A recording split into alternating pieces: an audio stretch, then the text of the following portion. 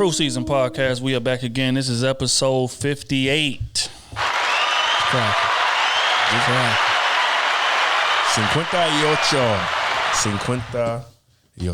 Kenny T is in the building. You have no idea what I've been through these last days. I need you around me, yeah. Why you sound like Drake for real? I've been up way too long. I be at work trying to keep my mind straight. Oh my God. OT is in the building. What up? Talking to me too. Oh, come on, man. You just see I have my time and you want to shut me down. Exactly, I got to. You know the dean is in the motherfucking building. The jack of all trades, goddamn me. Y'all know God when you see what Otis say, it sound like you singing what you nose bitch. What happened? He said it sound like you singing what your nose bitch. She be hating. Never. It ain't my fault I can sing in all octaves. It ain't. Talk to God about that. Mine come from the heart. Yours come from your nose. Mine come from the heart. Talk to God about that. You know what I'm saying? Look here, man. I am D-Trail AC. This is another episode of the Krew Season Podcast. How you fellas doing on this glorious night? I'm a little lit. Good. Feeling powerful. I'm feeling powerful. Oh, man, I'm good. First off, celebrating the anniversary with my old lady. We had a blast out there, man. Appreciate it, man. 4 years. Jesus Christ, man. 13 years in total, but 4 years married. Jesus Christ, that's a long time. Well, you made it past my benchmark. Yep. Straight up, man. Shout out to my old lady. But look, man, we ain't got much time to waste. The docket is full today. I want to try to answer a lot in the advice column. So we're going to make our way through the A block. First things first, there's been an uptick in the recent COVID tests and things of that nature. A lot of people are testing positive after everybody thought it was sweet for a while. Mm-hmm. We running around, we seeing masks off. I'm going in businesses. They not demanding masks, no none of that. So it's an uptick. How do y'all feel about that? Are y'all, first off, are y'all vaccinated? Nope. No. Yes, I am. But I'm going. You are going. Vaccinated. I'm going to get it. I got vaccinated. I ain't fucking with it. I got my card and everything. Actually, I don't. When was my last shot? When was my last shot? See, I'm not vaccinated, but I don't feel like I got to be vaccinated. I caught it for real. So my body is, you know what I'm saying? My body has adapted. May 10th, I got vaccinated.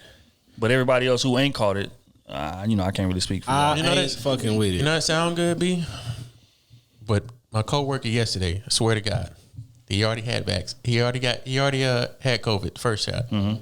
He just called me yesterday while I was at work. Said he just had COVID, got tested positive for COVID. But see, how long did he have it the first time? That's what you need to figure out. Well, you have to be out of work for at least 9 or 10 days. Mm-hmm. I think he had 5 days of strong symptoms. Right. And then he finally got released to come back to work. See, me. But still, he already had it, and then now he has got it again. See, me, I had it for a month and a half straight. Dude. That's what I mean by, like, my body has adapted to it. And my smell still is not all the way right.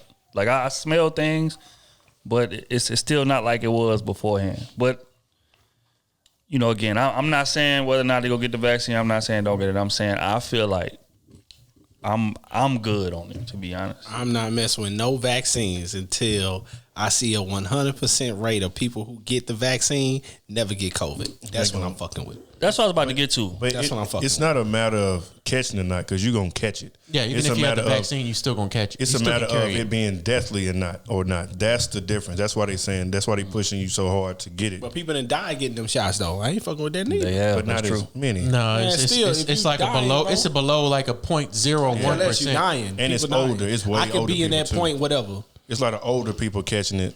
I can be in that point, whatever. I ain't fucking with it. But I mean, how many people has tested positive in the States for it compared to the total amount of people here? That's low percentages. I mean, as far as died from it, that's a low percentage as well. Man, where? They ain't reporting it. That's where you talking about in the States? Who died from it in the States? In the States. I think they high. People who died from it in the States compared to the full population. I think What's it's that over percentage? like 2 or 3%.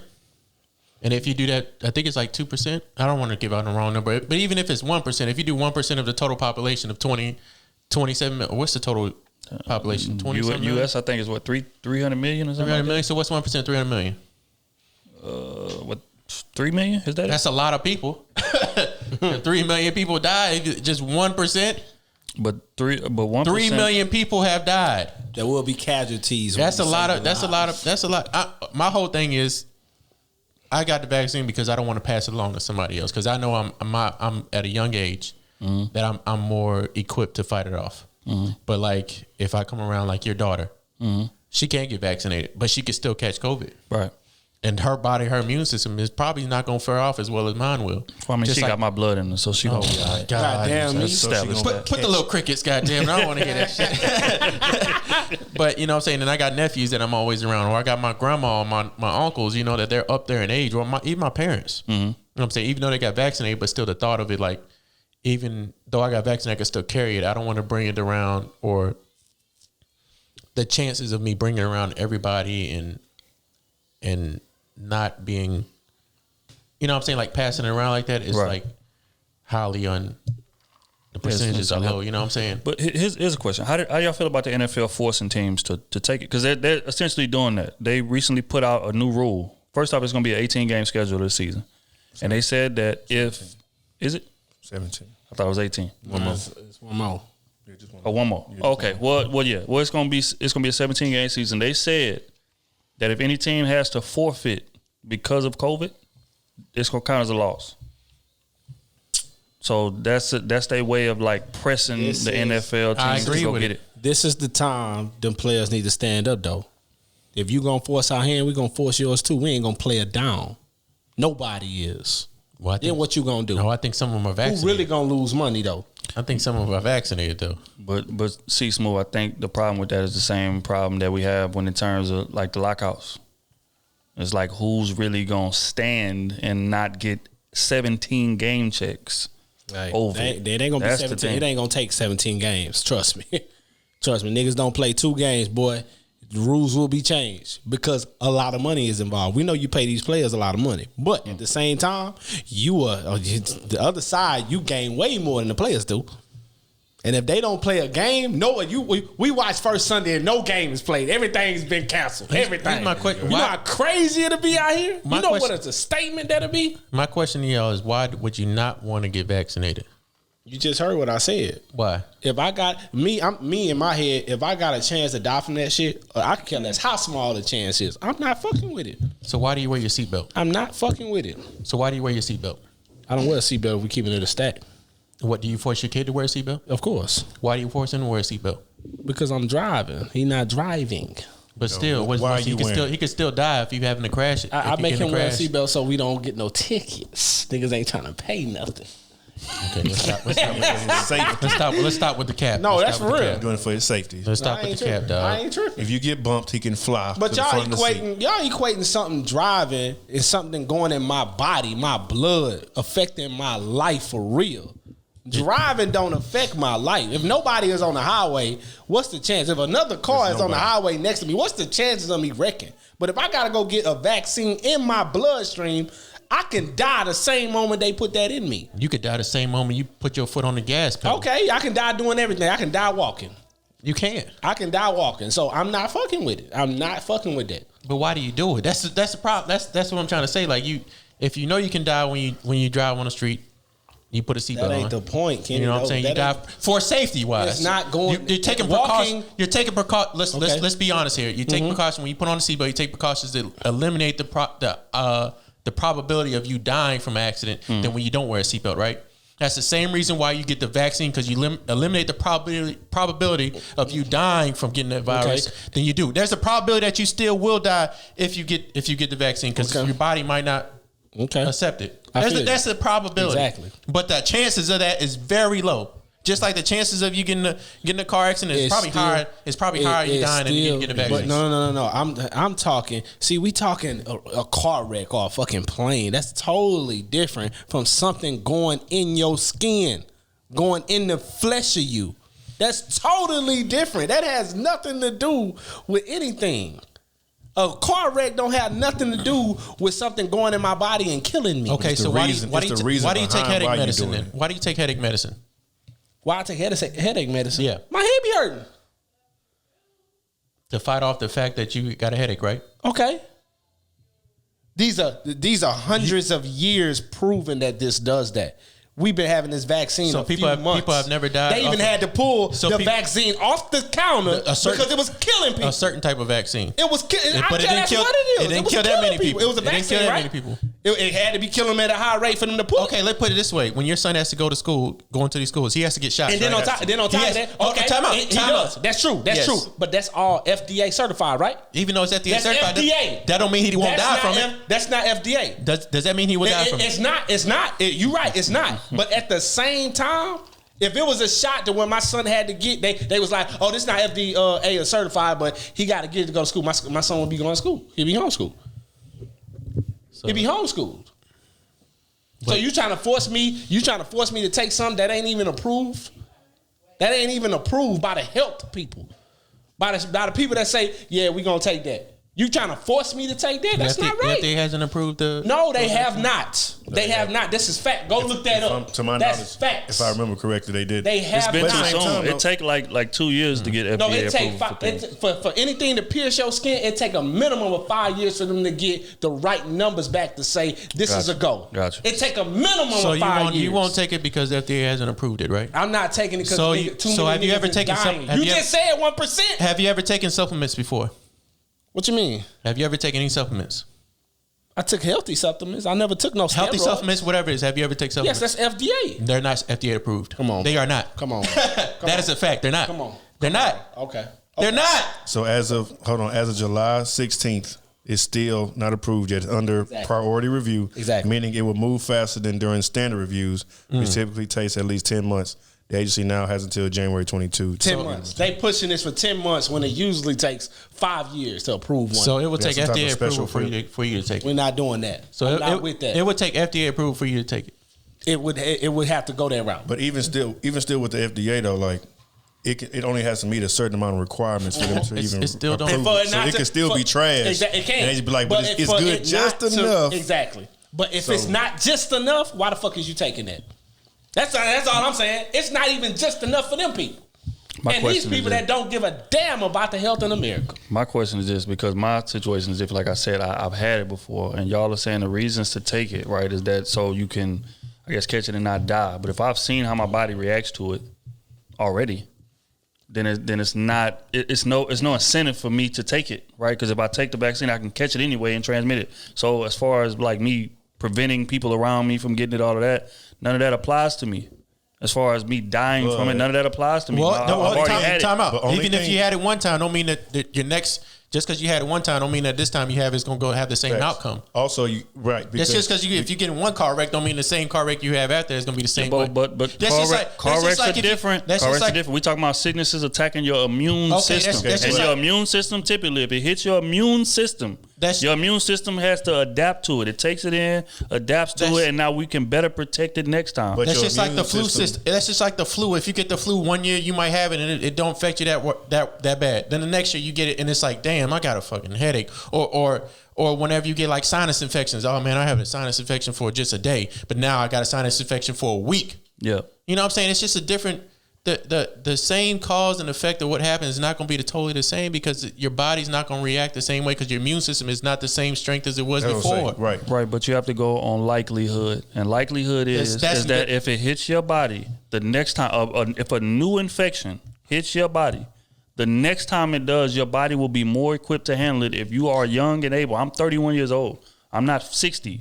So my immune system is still strong, which means that my body has had a chance to take it in for a month and a half, see what it does, make adjustments. So next time I'll be better equipped to handle it. That's what the likelihood says. I don't think that's what the likelihood says. But That's what it says. That's what the DNA that's not does. what your DNA does. Yes, bro. it does. When you get a flu shot, That's what your DNA what are you does. doing? When you get a flu shot, what are you doing? You getting the next variant, what they think of that virus is going to be. Right. So your body can kind of adapt to it. They are giving you the virus. That's basically. what I'm talking about. but you're getting so a why get a flu shot then? Because you're getting the next variation of it. Because a lot of people, when they get the flu, they get a pneumonia.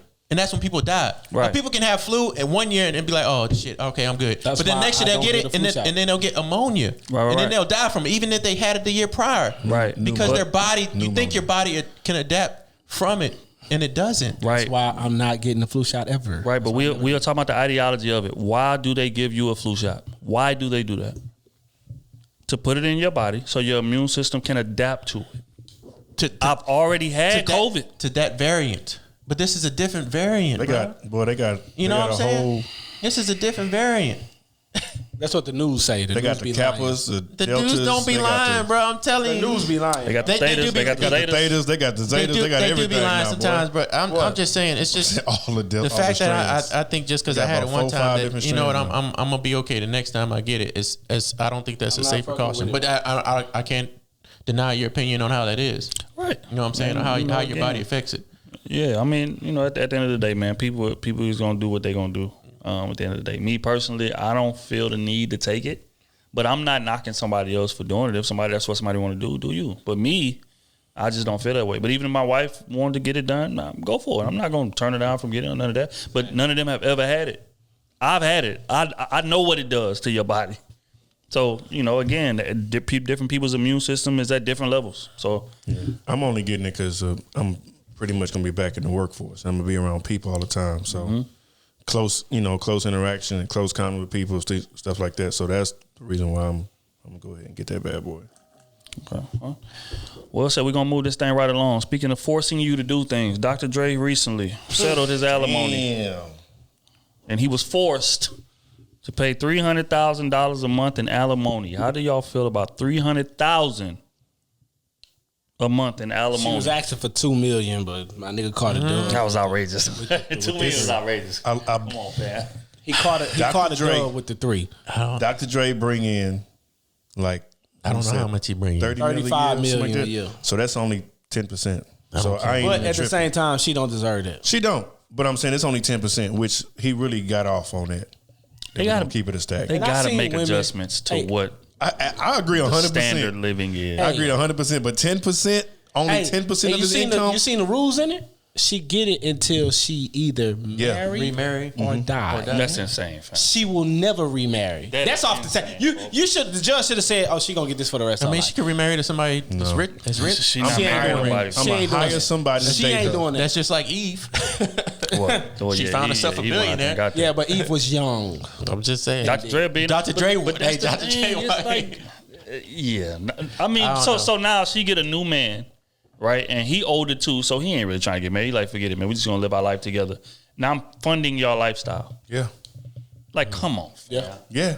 Come on, fam. Yeah. And I heard women was like, "Oh, she deserved that money and all this type of stuff." She ain't produced one song. Not even that. Yeah, I don't know. Dr. Dre, I could see the only way I could see her, any woman deserving this type of bread or any type of shit like that. I care less what level you on, is if you help build this man's empire. Like Bezos' wife. Yeah. Like Bezos. Like Exactly. if you was there, she deserve every dime she matter got. of fact, Well, she deserves more. Hold on. She deserves more. Hold on. If he was caught cheating, going out of his way, and she never cheated, but he was cheating on her, They met cheating.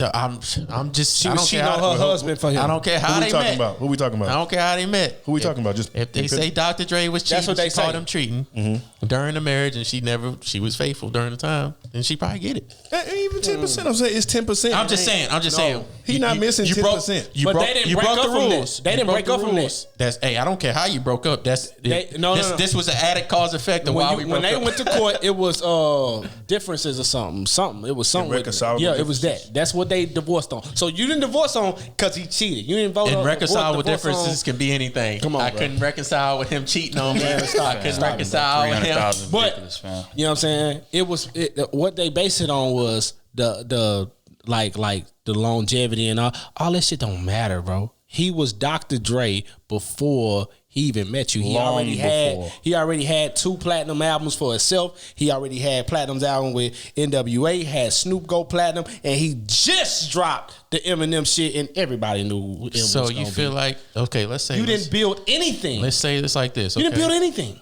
You married Oprah Winfrey Okay. when she was Oprah Winfrey, and you was faithful to her for how long they was married for?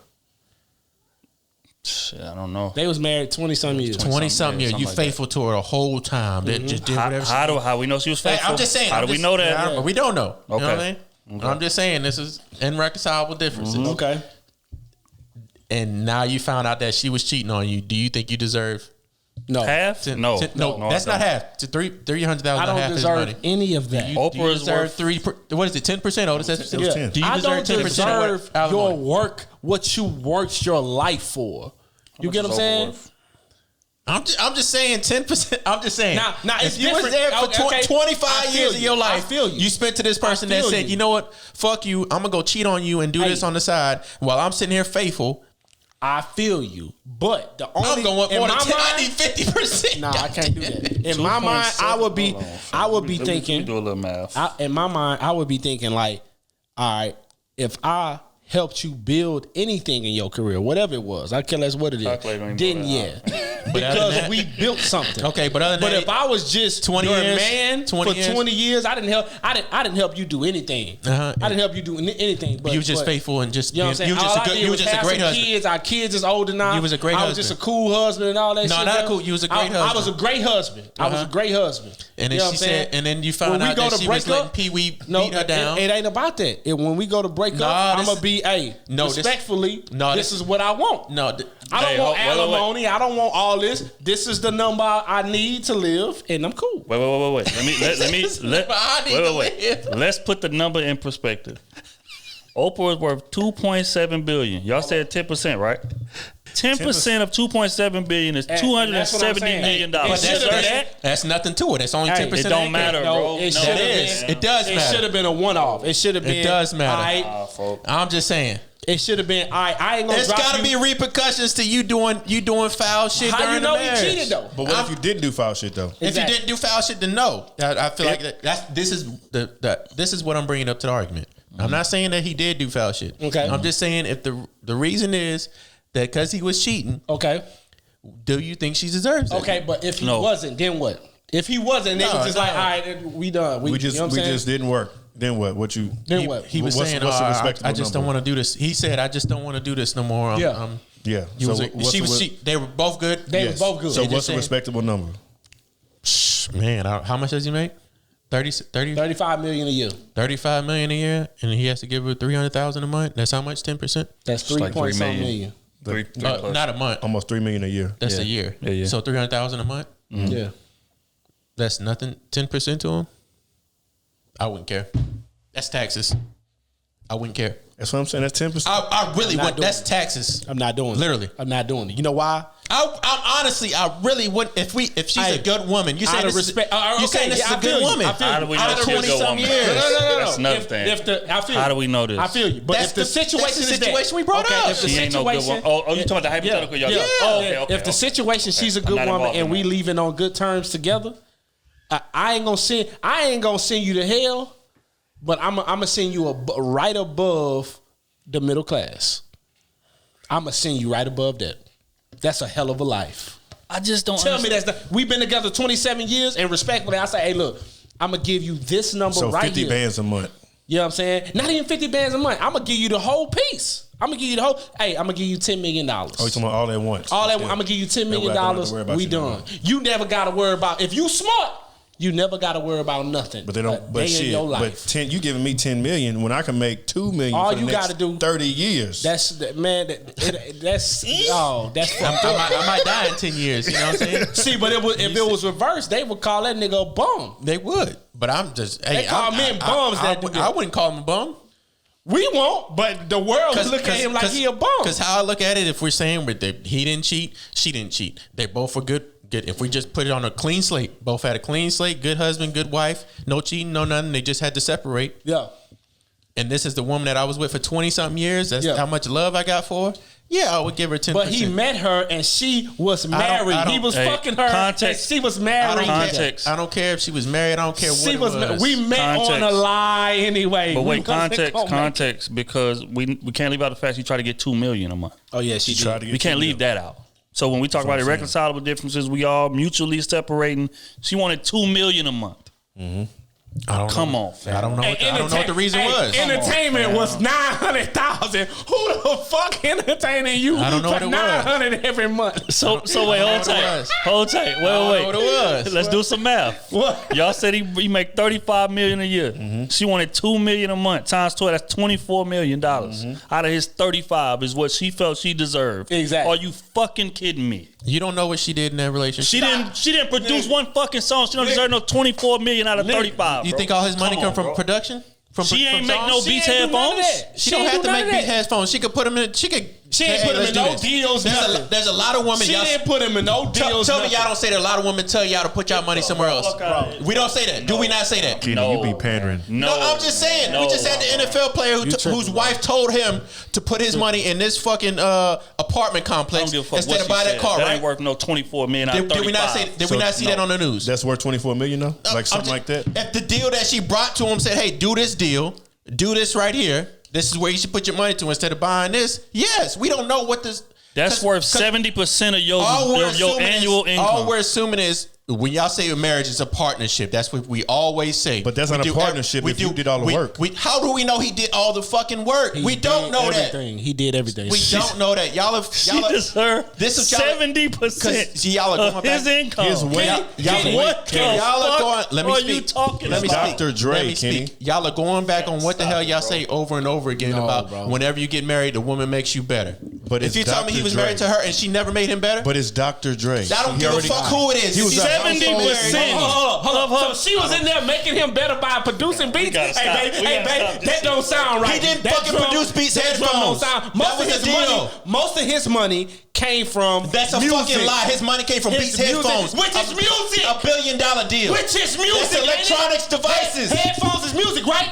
That's Without headphones is an being electronic Dre, device. it would have never happened. If he wasn't Dr. Dre, he would have never got them wasn't headphones. Dr. fam. Dre, If he it would have never happened. That's real rap. So she helped him be Dr. Dre is what She you saying? helped. I So didn't she say said that. she Okay. burnt I Dr. didn't Dre. say that. I said 70%. the fucking deal. Y'all are bro. getting it. That's She just didn't like do Michael nothing. Jordan. Tell me Michael Jordan. How did he get that didn't do deal? nothing. How did he get that deal? Tell me right now. By being Michael Jordan. By being Michael Jordan. His wife By made him hooping. do that, right? No. If Michael Jordan could play basketball, he wouldn't have that fucking deal. That's real. That's That's facts. real. That's facts. I'm done. Get him out of here. Get him out of here. The little shots.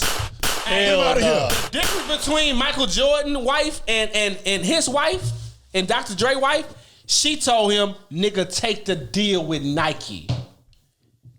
So you Dr. tell me- Dre didn't need that. Dr. How do you Dre know? didn't Are you need Dr. that. What's he your was name? on the yacht Hey. with What's two your other name? people Okay. and What's was your like, name? hey, Why What's we- your name? Why We y'all gonna arguing make something What y'all is your don't name? know? come on, bro. What is Why your y'all name? arguing Come on, something y'all don't know? We don't know. That's what I'm saying. We Real making quick. assumptions. Real quick. Okay. We gonna assume Okay. that she did say, hey, take the deal. We gonna assume that's true.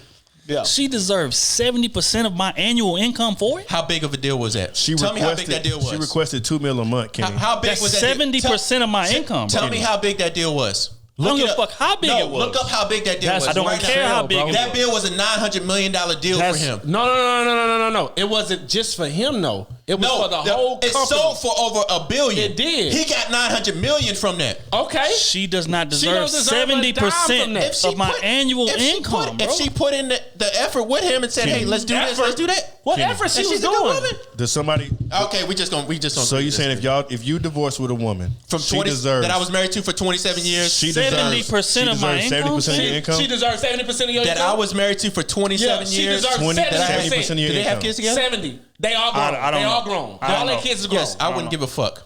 70%. You give up 70% I of your would, money. if she was a Every good year. woman and we left on good terms, No. I wouldn't give a fuck. That's the 70%. okay. So, Well, this can is argue. what We we gotta saying. agree, disagree on that. Kenny, this is what we saying. Okay. Every year from this point on, y'all not together. She got men and all this shit. I don't give a fuck. Every year from this point out, you go to work every year and still make $35 million. She take 27 of that. And you take the other what's left on the table. No. She ain't doing a damn thing but waking up in the That's morning. crazy. Your ass I ain't going to gonna work say every no. day. You got me fucked. That sound dumb as hell. No. You ain't taking that. No. Nobody.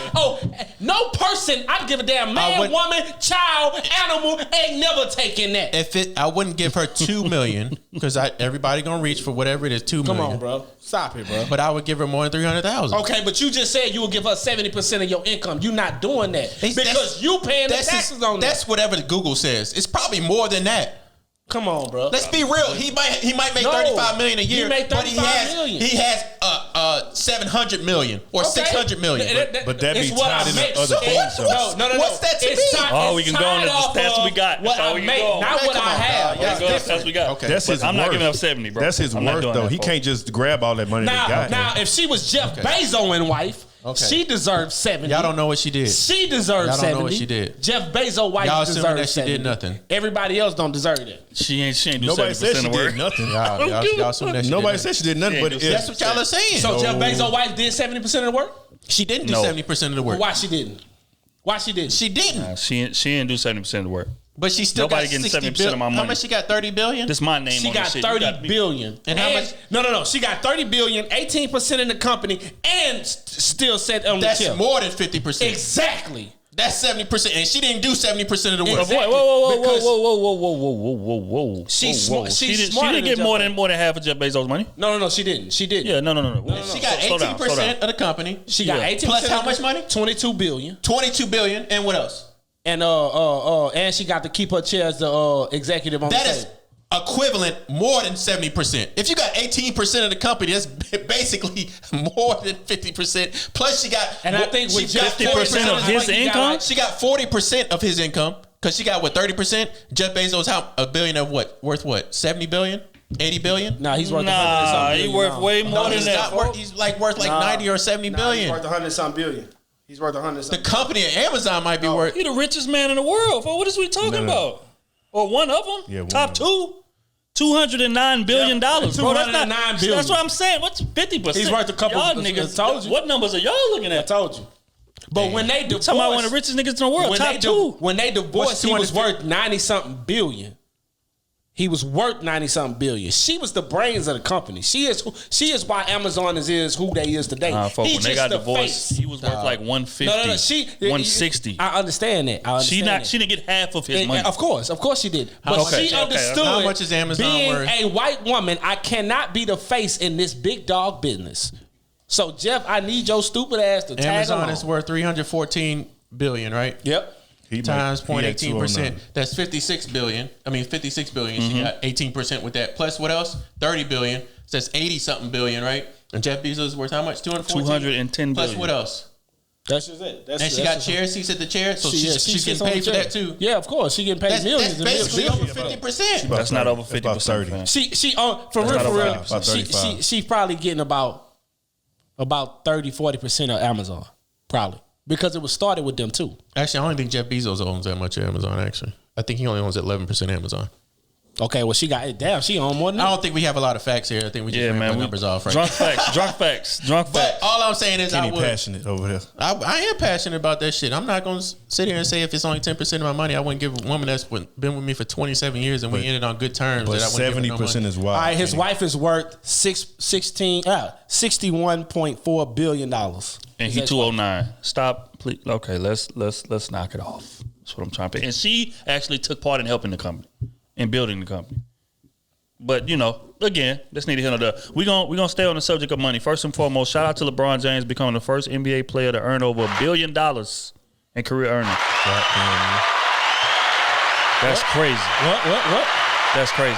Active player to Earn LeBron, $1 billion in career earnings. Yeah, tell LeBron let me hold something. Point me. I don't even want to hold something. Point me in the direction of some money. You hear me? You know what I'm saying? Straight up. Point me in the direction of the money. I work for it. Okay, so do y'all feel like that affects his all-time ranking? And we gonna go down the line. Wait. Where do y'all have him ranked? In what, basketball? Basketball players Where up. they did this. I got him ranked as the best player of all Give time. me a number. Give me a number. I got him ranked Number one overall ever. number one overall. Oh, I got him ranked number Ever. I'm honestly tired of having those debates because we ain't debating. everybody. Give me a number. Give me a number. Everybody's good in their own generation. What is My it? personal opinion is going to be LeBron. My personal opinion. Greatest all time. Top to bottom because of everything that he's done for the game. Okay. I got him 3.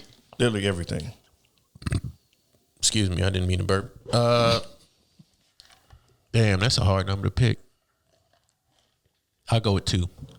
2 all time. 2. Okay, that's fair. We're not gonna debate it. Everybody just Because it's Jordan. Relax. It's Jordan and then Relax. the rest of them. I'm done. I ain't debating no more. It's Jordan and the rest of them. My dog, niggas. he mentioned- Y'all know I had I ain't Kobe debating. number one. Y'all I ain't know I had debating. Kobe number one. Y'all know me. I ain't debating. But I gotta respect it. Okay. So he's number 2. All right, go ahead. He's number one. Okay, so we're gonna stick on the subject of greatness. Kanye is releasing a new album called Donda. Oh God. Gonna stay on the subject of greatness. He had a said show greatness. recently. He is great. I mean, we may not like him, but he's great. I fuck with Kanye now. I fucks with him. I fucks with I Kanye mean, now. not heavy, but you know, I fuck with he Kanye cool. now. I like his musical genius side. I like that. Right. So, how are y'all anticipating the new album? No. I'm not anticipating it though. I mean, if I listen to it, I listen to it. I'll say that. I'm anticipating them Pusha verses. Pusha verses sounded cold. Jay-Z dropped a verse on that too. Yeah. I listened to because I heard he was debuting it, and people were saying it was streaming on Apple. So I jumped in the last 10 minutes, 15 minutes, maybe something like that. When I was doing the jerseys, and it was cool. It sounded legit. It was cool. It was cool. That's why I said I got to give him his credit. It was Kanye. It sounded like some Kanye shit. So yeah. Well, he was rapping on it though. I can't. Jail tonight. He was raping. That hoe went hard. He was rapping though. We ain't gonna go rap. to jail tonight. Like it sounded like hungry Kanye. He was rapping for real. I would agree. Okay. Cool. Did we touch on Jeff Bezos going to space? No. We didn't. No. I say before we leave this billionaire conversation, because Kanye is another one. Before we leave this billionaire conversation, how y'all feel about Jeff Bezos paying that $30 million to go up there to space? That's pennies for him. You hear me? That's pennies. He could have threw some of that to me. Just they- slap me with $1 million. They trying to. You let a white man slap you? Hey, slap me. Buddy. We see what we see now. We see now. Hey, and slap me to the floor. Yeah. Wait. God. As long as I get to keep it. He slapped you to the floor. Y'all remember how Bernie Mac got off the train? Slapping everybody in there. But yeah, He wasn't the first though. It was a old boy that owns Virgin Mobile. They're trying to go somewhere we can't go. Who was that on Virgin Mobile? What's his name? Damn it, I was just watching a doc the other day. That's rich nigga shit, man. Touched on it. I'm about to look it up. But yeah, but shout out to Jeff Bezos, man. Again, he out here, making moves, man. And Richard Branson. Even though he was starving his workers. A lot of people were mad. A lot of people were mad because he was. I thank all the Amazon customers and I thank all the Amazon staff because y'all got me here. And people was mad when he said that. He wasn't but that's lying. facts though. They're gonna be mad regardless. Y'all paying all the Amazon Prime, paying. You know what I'm saying? Amazon been away for a minute. They said you could use that $300 million to get to these starving folks. They did say that. Just like whenever I go out and buy these bottles, I could give to these starving folks, but instead I buy these bottles. So fuck him, you hear me? That's not my private love. Whenever y'all go on vacation, y'all don't hear us complaining about you going on vacation Yeah, to Tulum and Miami and stuff and say, hey, you could get that to starving folks instead of going party on the beach. That's real. Facts. So every But that's time you because think they about have- doing something fun. That's because they have an excess amount. Like that's pennies. If you go on a vacation, that That's is excess pennies. amount of money for you. Get your hustle but I together. mean, $1 million. You can live in excess don't as care. well. I $1 don't million when a nigga make $209 billion. Yeah. I mean, that's $1 to him. Yeah, but whenever you make $100,000 and you go on a trip that's for $1,000 to a homeless man, that's still $1,000, right? I can hear somebody now when we sign this mega deal. They gonna tell your stupid ass that you know you can be giving the money, that extra money, That's that excess right. money. They can. And guess what I'm gonna tell you? And what you gonna say? Guess what I'm gonna say? What you gonna This say? Richard really look like You giving some of your signing bonus up? Yeah, I'm gonna give some money back. I give it back. Okay, $100,000 signing bonus. How much of it is you giving back? $200. Dollars.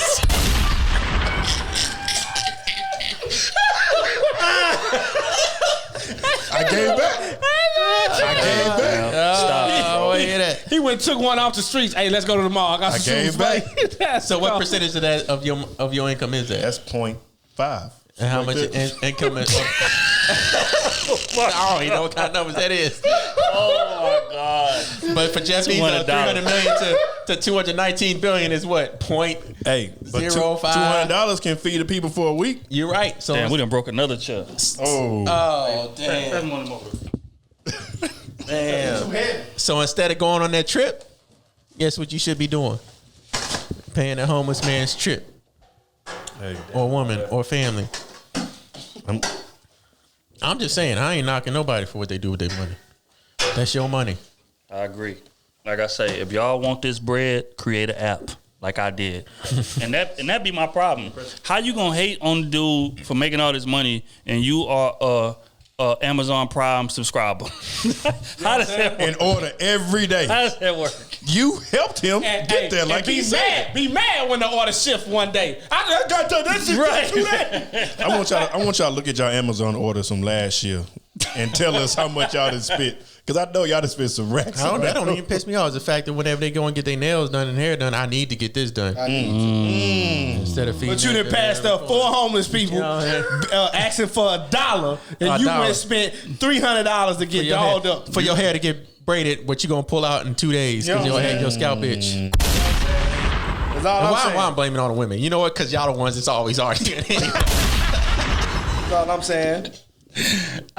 Hey. Same thing with the dudes. You'd rather go buy the Louis shoes, the Dior's. Them Dior shorts is like $1,500. It costs you bread. Everybody got them on. But you ain't stopped to get one homeless cat 50 cent, buy him a burger, nothing. Roll their window up fast as hell. You know what I'm saying? And look down at their phone. Exactly. Nobody texting you. You know what I'm saying? Like, come on, bro. Speed off at the light. I hope one of them still off on y'all one day. You got to be careful because some of them niggas be ungrateful though. You'll give them some That's shit. true, They be too. like, I don't want this. $2. This it? Hey, look, Nigga, you in the bins. You know what? Give me my shit back. hey, I just remember faces. I don't say nay. Okay, cool. I just remember faces. I don't care how you take it. That's how you want to do. Okay, cool. When I see you again. Oh my God. Hey, In the dub. My car loud, so you gonna hear me pull off. shout out to Martin, man. I'm gonna spin the block at least 4 times too, just to make sure you hear me go around. Goddamn saying. But look, man, we're gonna stay on the subject of baddies, man. Brittany Reynolds recently was in a relationship with PJ Washington. He's an NBA player. Mm-hmm. They are no longer together. She got pregnant, had a kid. They broke up 3 months later. Now they are separated. Mm-hmm. And, you know, it's reported that she's about to get a bag. Now I'm going to play a video that she made. Was sitting in the car. Ooh. Right. So I'm going to play a video that she made long before she got with son. And then, you know, we're going to put everything in context. I want to get your response. Deal with are the athletes. None of them use condoms, really. So if y'all really want to try to come up off a check off a man, I mean, you could just fuck an athlete. They're really dumb. She said that if y'all want to really come up on the check, just hit an athlete. They dumb. They don't use condoms. And PJ Washington, I'm sure he's seen this clip, chose to get with this woman, get her pregnant. Now they are no longer together and she's about to get a bag. What are y'all thoughts on that whole Are they ordeal? officially no longer together? They are officially no longer together. They both made a post on Instagram about some shit. They unfollowed each other on Instagram as well. What was the post about, Dave? She said something about you can try, you know, the usual shit that women always post. Oh, I gave my all. And What do you post? Ain't give nothing. She gave her all to the check. You hear me? Put the master plan together and got it. I'm in one. That's crazy. PJ a whole suck guy. That's crazy. I don't That know. boy that man. won Suck Award of the year. You hear me?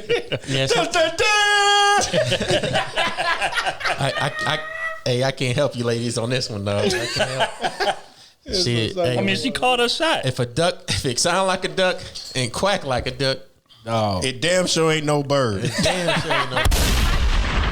Tweet. It is a bird though. No, Duck it might is be a bird. I mean, you want to be It bear. ain't no alligator though. It's real. Whatever. Bro, she saying? really called the game, bro. She say, "Look, you go get one of these. Matter of fact, I'm gonna show you." And waited what? That was like a year ago. That was like Yeah. a year ago. No, she If waited till that. that baby came out And said, healthy. Yep, healthy. Yeah. He put his name on the birth certificate, got the DNA test done, and a said, "You goddamn know shame. what? I ain't like you from the start anyway." I don't know what happened from then, but all I'm saying is That's a goddamn shame. I can't go that far. But when I see Dak pop up, that's like any girl say, you just go date your light skinned dude because he dumb as hell and he gonna trap you for a bag. I'm not dealing with that. Correct. Oh, I was just joking. Okay, cool. That's a good joke. Now get out of here. We ain't having it. But that's exactly why you could always tell the niggas who wasn't getting women before they got money. That's real. Like they falling into those type of traps because you could tell. Like he got into the NBA. He never got no women before that. got into the NBA, got some money, and now it's like, okay, I'm about to go shoot at this chick that I've been wanting forever, whatever the case may be. Forget everything she said, you know, whatever. The mindset, I ain't really tripping on that. She bad. I always wanted her. I'm gonna go get her. I got the money now. And now look at you. 20,000 a year. It's crazy. 20,000 a month. Damn. That's crazy, bro. Damn. If you weren't getting women before, or are getting women, was getting women before, whatever it was, that's just a sign right there that you just don't look over. Right. I wouldn't look over. And that. women, for real, I don't care how good she on looks. women, but women will sit up there and say, "Oh, the money isn't everything." She just proved it.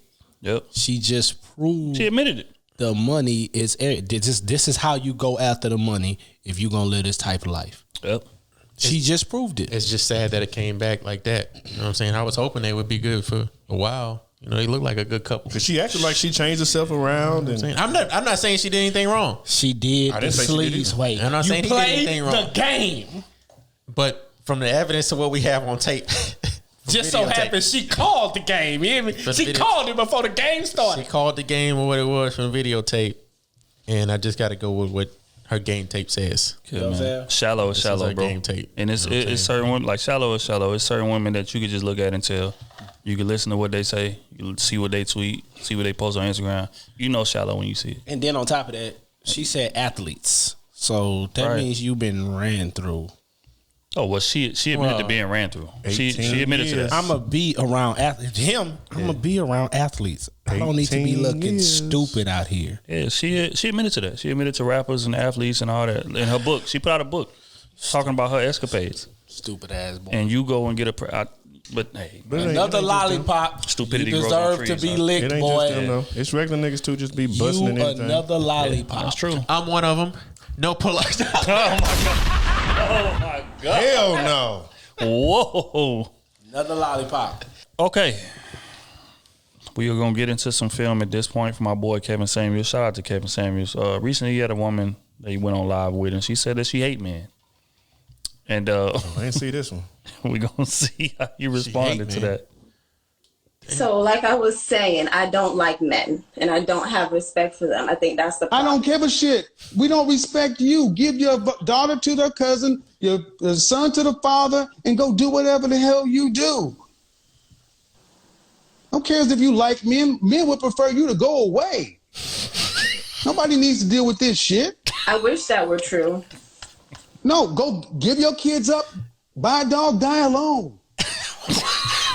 You ain't got to deal with nobody.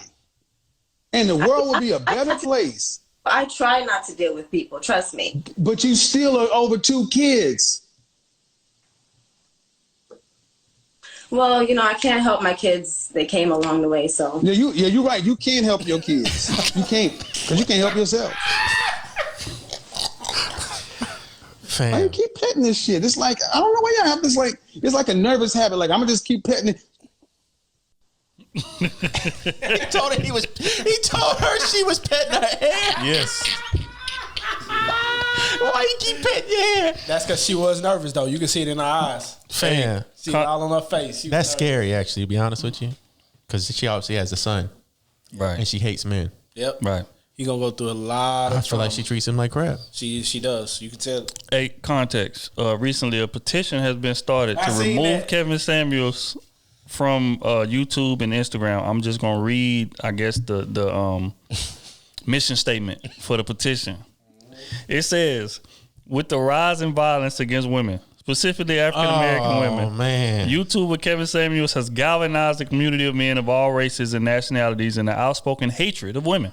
Removing this voice of divisive vitriol will allow women to feel safer not only in public spaces, but in online communities as well. Freedom of speech is a constitutional right for each of us. However, when that speech is loaded with thoughts of threats of violence towards women, manipulation of young women, and even fantasies of death to women, that freedom of speech becomes a prison for all those thoughts and desires are intended to isolate.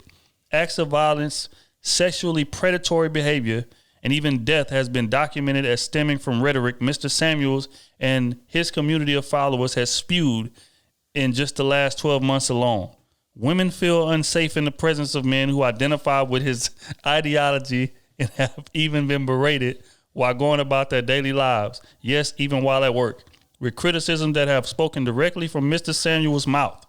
The very words that were spoken on social media platforms have permeated every facet of daily life for unsuspecting women. Remove this leader of hatred against women, and it will bring reprieve for all of us. No, it will not. That will not bring reprieve. What are your thoughts? Removing him. You might as well remove all the rap music if you want to do that. They acting like he out here raping women, bro. He out here telling the fucking truth. They going to every hotel, every Airbnb after he done left it. It's 6 women tied up. You know Again, how he say it, I get it. There are sometimes where his delivery be way off, not off, but you know what I'm saying. He do a little extra sometimes. Cool, understand that. But That's the message is still the same. Nobody has ever said he's a liar about what he say, ever. You just call him gay because you don't have nothing else to come back from. That's the first thing they say. All he's saying he's speaking for a lot of men on what they go through dealing with women and the things that a lot of women do. Not saying it's all women. It's not all women, again, because they quick to tell me I hate women and he shit talk like that. about the women that's chasing It's money. certain women. That's it. That's it. Sexually predatory. Bro. Like, They act like they not sitting there listening to Meg Thee Stallion. and then the women, bro, the women be calling in. That's nothing. They voluntarily call in. They act like he picking these damn people. Oh my God. They calling in. I don't. They act like he prank calling and they picking up. Who is this? Well, sis, I got you here. Hey, come on, bro. He telemarketing right now. Man, this shit gotta He stop. calling from the same area code. This shit gotta stop. Like, is this what holding women accountable? Like, this what you get accused of, man? Yes. Sexually predatory behavior. You next to air conditioner. Inciting violence towards women. Like, what the fuck are y'all listening to? Are we listening to the same thing? No. I don't get it, bro. I just shut up, fam. We don't care about none of that bullshit. He ain't did none of that y'all talking about, bro. Like, it's just ridiculous at this point, bro. Oh, they God damn. like he's saying go rape somebody. Mr. Samuels and his following. But you got What? Who Who wrote this, man? You got the real, you got the put this actual in, women. man? There are some women who have YouTube channels who all they do is talk down on black men. They don't give solutions. They don't try to have dialogue. Their whole platform is literally tearing black men down. But y'all don't say nothing to them. Tearing down black men, Y'all but don't got say black nothing to them. babies, no father there, and don't tell them nothing. Like, are you thinking about the kids and a father figure in their life? Y'all gotta take some accountability. That's all I'm asking. I don't Sometimes care. you gotta take accountability. When Look I got yourself out in the that whole mirror. conversation of her saying she hate men and she has a young son, that threw me all the way off because he's going to grow into a young man. Tells you all you need to know. If she hates men, what that says about her son. He gonna hate men too. He might, but he's still. He a young gonna date men. She gonna hate him though. Yeah. No matter if he date men or not, she's still gonna hate him. He's a man. Yeah, I mean, it's sad, She bro. hate men because she's a baby mother. Right. 2 times. Twice. And he's saying that's what be so crazy about this Twitter stuff, because a lot of this stems from Twitter. We just gonna keep it G. This whole men are trash movement, and a lot of these women that be talking have sons, have dads, have brothers that they love dearly. But how can you say men are trash when you have men that are in your family that you, are tied to? Exactly. That you call on. And then you want them to protect you. Yeah, But you talk When it's down. cold outside, good luck. who are you colding? Yeah, and then wonder why dudes say if I see something happening, I ain't getting involved in that. I'm gonna keep it pushing. This is why we say we're going to keep it I pushing. don't agree with that petition. Nah, It's kind of It's ridiculous, It bro. seems like some hate and some jealousy because of What is he ever sexually predatory behavior, fam? What? the only sexually wild. predatory behavior I seen when he told little dude, "Is your dick big?" You know if your dick is big or not. I know I got a big dick. You gotta stop somewhere. Okay, so your dick ain't big, so obviously, what are they getting out of you?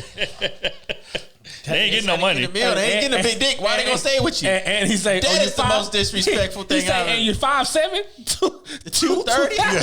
So you a fat fuck. You a fat fuck, little dick, and you ain't got no money. I ain't even getting a big dick out of you. So you make $400 a month. $400 a month. Bro. Fam, that's Bro. come on, dog. Bro.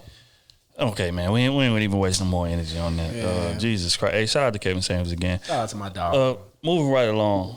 Recently, Safari Samuels. Y'all been keeping Safari. Hey, is this the one where he pulled That's off? his name. Is this the one where he pulled off in the really floor is? with her? Nah, wait, is it? No. Nah, I don't know. And then I don't know. But let me explain some context. So recently, he had a baby with Erica Mena, who was also a part of this love and hip hop community, right? They had a kid.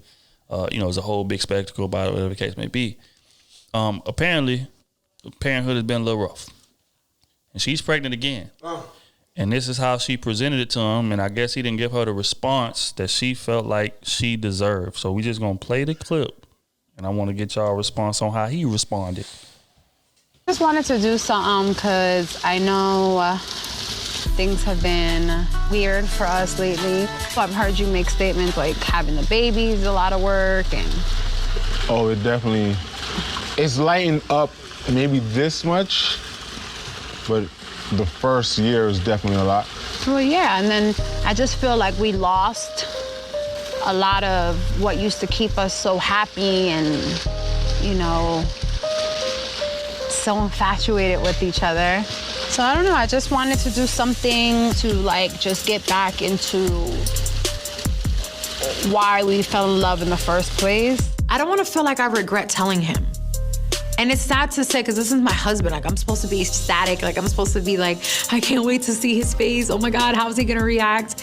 I'm actually more scared. And that puts me in a dark place. I have another surprise for you.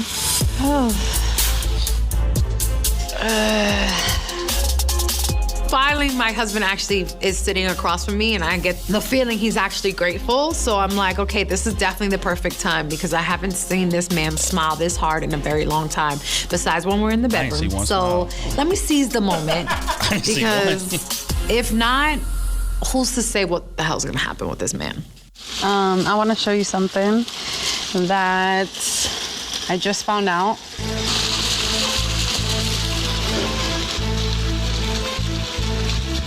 She's showing him a sonogram. So what, you're pregnant? Mm-hmm. We're pregnant. How many weeks are you? 23.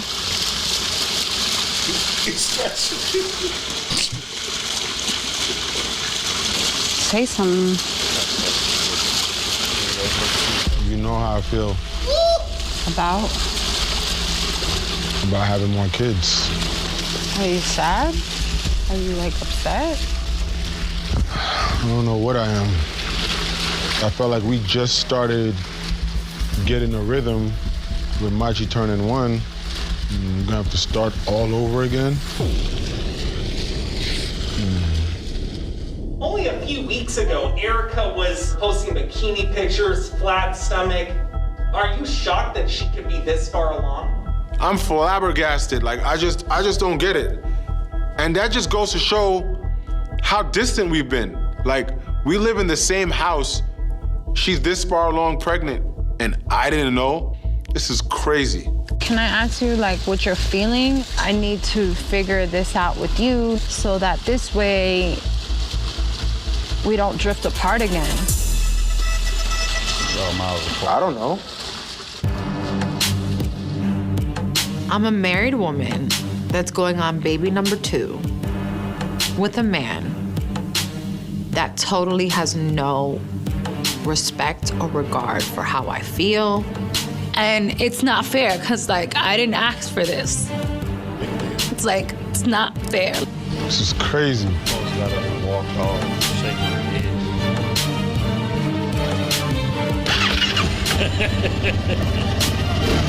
I'll take my hand away. No, I'm not in. That was for sure. That had to be for sure, dog. They ain't had to pull no willy, dog. That had to be for sure, bro. Bro, I never see the end of that, bro. I called it. I knew it was coming. I felt it coming. Wow. Yo, he really hit the willy on it, though. So thoughts, man. How do y'all feel about how he took the news? Bobby. No, player. You shouldn't have nutted in her, bro. Yeah, straight up. You knew what you was doing. And then on top of that, that's your wife, bro. You knew what you was doing. That's your wife. So your job is to protect them feelings. So in that moment, I know you was thinking about your whole life in totality, but in that moment, especially when them cameras rolling, you're supposed to fake it like you love it. But when y'all in private, then you express yourself. But with you doing it like that, you basically embarrassed her in front of the whole world. What's a wrap? I think he had a whole second chance to fix his whole image, and he fucked it all up. Because the first pregnancy, he fucked it all up by being in Mexico, wherever, partying and stuff, right? When she was delivering the baby? Yeah, when she was delivering the baby. What? I think so. And now here you are. She get pregnant again, and you get the news. Instead of being ecstatic and trying to change she probably already shot her. Why would she even be shy to share this message with you? Why? This is because they ain't been vibing. They ain't been vibing. He didn't want to have it. You know what I'm saying? This is a moment, and that's a problem in itself. Exactly. You know what I'm saying? Like, this is your wife. This is where you should be like, this is the most sincere part about herself, because she's about to go through a whole 9 months of not being herself, not being back fit. And then on top of that, you didn't express yourself at the beginning after y'all had that first kid. I can tell. They both didn't. You know what I'm saying? Because you should have said off the rip, hey, after this, I don't want no more kids. Or at least in the middle of that, while y'all was struggling in it, because he said for the whole year. He said, we just getting back right. You get what I'm saying? So you should have expressed in the middle of that year, hey, we can't have no more kids. I'm not built for that, like that type of, you get what I'm saying? Because it's a lot. A woman coming off a kid, bro, it's a lot. Postpartum, the kid can't do nothing. You got to do all this. She can't do nothing. You know what I'm saying? She can't do nothing. So she depending on you and all that type of shit there. You got to do everything for her and the baby and for yourself. Still go to work. It's a lot of shit going on your shoulder. So I feel your feelings. But in that moment, it's your job to put that shit aside and protect her feelings, bro. You know what I'm saying? No matter what y'all going through, you're supposed to protect. Not on camera, dog. You're not supposed to do that. Yeah. You know what I'm saying? No matter how you feeling, you're supposed to protect her feelings in that moment. Thing is, bro, just something about the whole relationship that just seemed manufactured to me. And if I'm just keep it honest, I think they hooked up for show to kind of boost both of their profiles, whatever the case may be. She got pregnant first time. It's like, oh shit, okay, we're gonna make this thing work. We're gonna get married. We're gonna do what we got to do. And I guess the thrill of us being together is not giving them the look that they wanted, and things started to fizzle out. And now she's pregnant again, and now he's faced with a situation like, well, damn, I didn't even want the first baby with you. So that house he bought, was that before she got pregnant or after? I think it's after. Yeah, it was after. I think it's after. So, again, it just seems like a manufactured situation that just went too far. And now you stuck with all of this. So, I mean, you're right. I can't blame nobody but him. I mean, you knew what type of woman she was before you got with her. If you done been watching these Love and Hip Hop shows, so you're the type of woman that just pass out, act a fool in public, throw drinks, fight, cuss, all that nonsense. That's the type of woman you chose. You chose to bust in that. So now here you are. Twice. Can't change them. So, I mean, I can't feel bad for him at all. But it's just like, On top of that, you knew you ain't want no more kids. He did. Why is you that down? And if you know for sure, like the way you was talking, before she even told you, you knew for sure you wasn't gonna have no kids with nobody. Why you didn't go get a vasectomy? Why didn't you go get that? Because he want more kids, he just don't want it with her. Damn. We're just gonna be honest. Damn. But again, like we always say. Yeah, like we always say, man, prayers out to all involved. On this note, we gonna get into quick hits. That's wild, dog. That's disrespectful, dog. Okay, first question. What do y'all feel like is the biggest misconception about relationships? Damn, this is a question you asked us to think on earlier. I did. Yeah. I forgot. What's the question again? The biggest misconception about relationships. That money is not it's not something that weighs heavy on it. That's the biggest conception. Money weighs heavy on every relationship. Every relationship you have with a man or a woman on either side, it weighs heavy. Why do you feel like it weighs so heavy? Because living conditions, bro. You know what I'm saying? People get married to come up. That's just what it is. You don't want to marry somebody and y'all stay in the same place. You know what I'm saying? You ain't gonna never. If somebody told you, hey, you gonna marry this woman right here, but you gonna always stay in the middle class, the lower middle class, and that's all you're gonna be. You already there. True. Why would you marry this woman? Or why would you marry this man? You'll never elevate. So it's shit like that, man. They be like, oh, money don't mean a thing. That's a damn lie. Y'all get together. Love don't pay the bills, baby. Yeah, you happy, but y'all broke as fuck. That's gonna run out soon. That's gonna run out soon. That's For real. though. Love don't pay the bills. You can love this man to death, but if he's just an average person and not a go getter, or vice versa, if she's an average person and not a go getter and don't want to do nothing, that love is only gonna go so far, right? Before y'all get into arguments over money and drive and all this shit, which y'all will grow apart from that. So you will fall out of love. You'll still have love for this person, but you know I can't be with this person because they not with the lifestyle that I'm trying to live. And y'all gonna get a divorce, period. That's the biggest misconceptions about relationships. And if you getting married, the next thing for me, if you getting married, the misconception about marriage is, oh yeah, it's gonna be like we boyfriend and girlfriend. It's a damn lie. We day for day for this thing now. I see you every day, you see me every day. Can you deal with that? Are you cool with your life going from I'm out every Sunday, fun day, I'm out, to I'm out maybe once or twice a month, maybe. And it's not a Sunday fun day. Yeah. Or it's not when you want to go. It's when the time you can take. Are you cool with that? A lot of people can't calm that down. So they get divorced off of that. They get divorced off of differences on that. It's about adjusting your life to your partner's life as well. That's another misconception. I would say, because I know Kenny and old thinking on it, unless y'all ready to go. I would say that the biggest misconception about relationships are that love is enough for them to survive. Oh, this son of a bitch. You know, a lot goes into these things, man. That's why you went. That's why. I mean, y'all more than welcome to take it if you want to. This nigga here. Go ahead. But go elaborate. Elaborate. Okay, sure. The floor is yours. Sure. All right, that's enough time. Nah, man, but it's a lot that goes into making sure a relationship survives. I think love may not even be top 2 in that. If we just gonna be honest. Because again, you know, it's about finances, it's about compatibility, it's about, like I always say, waking up every day and choosing each other every day.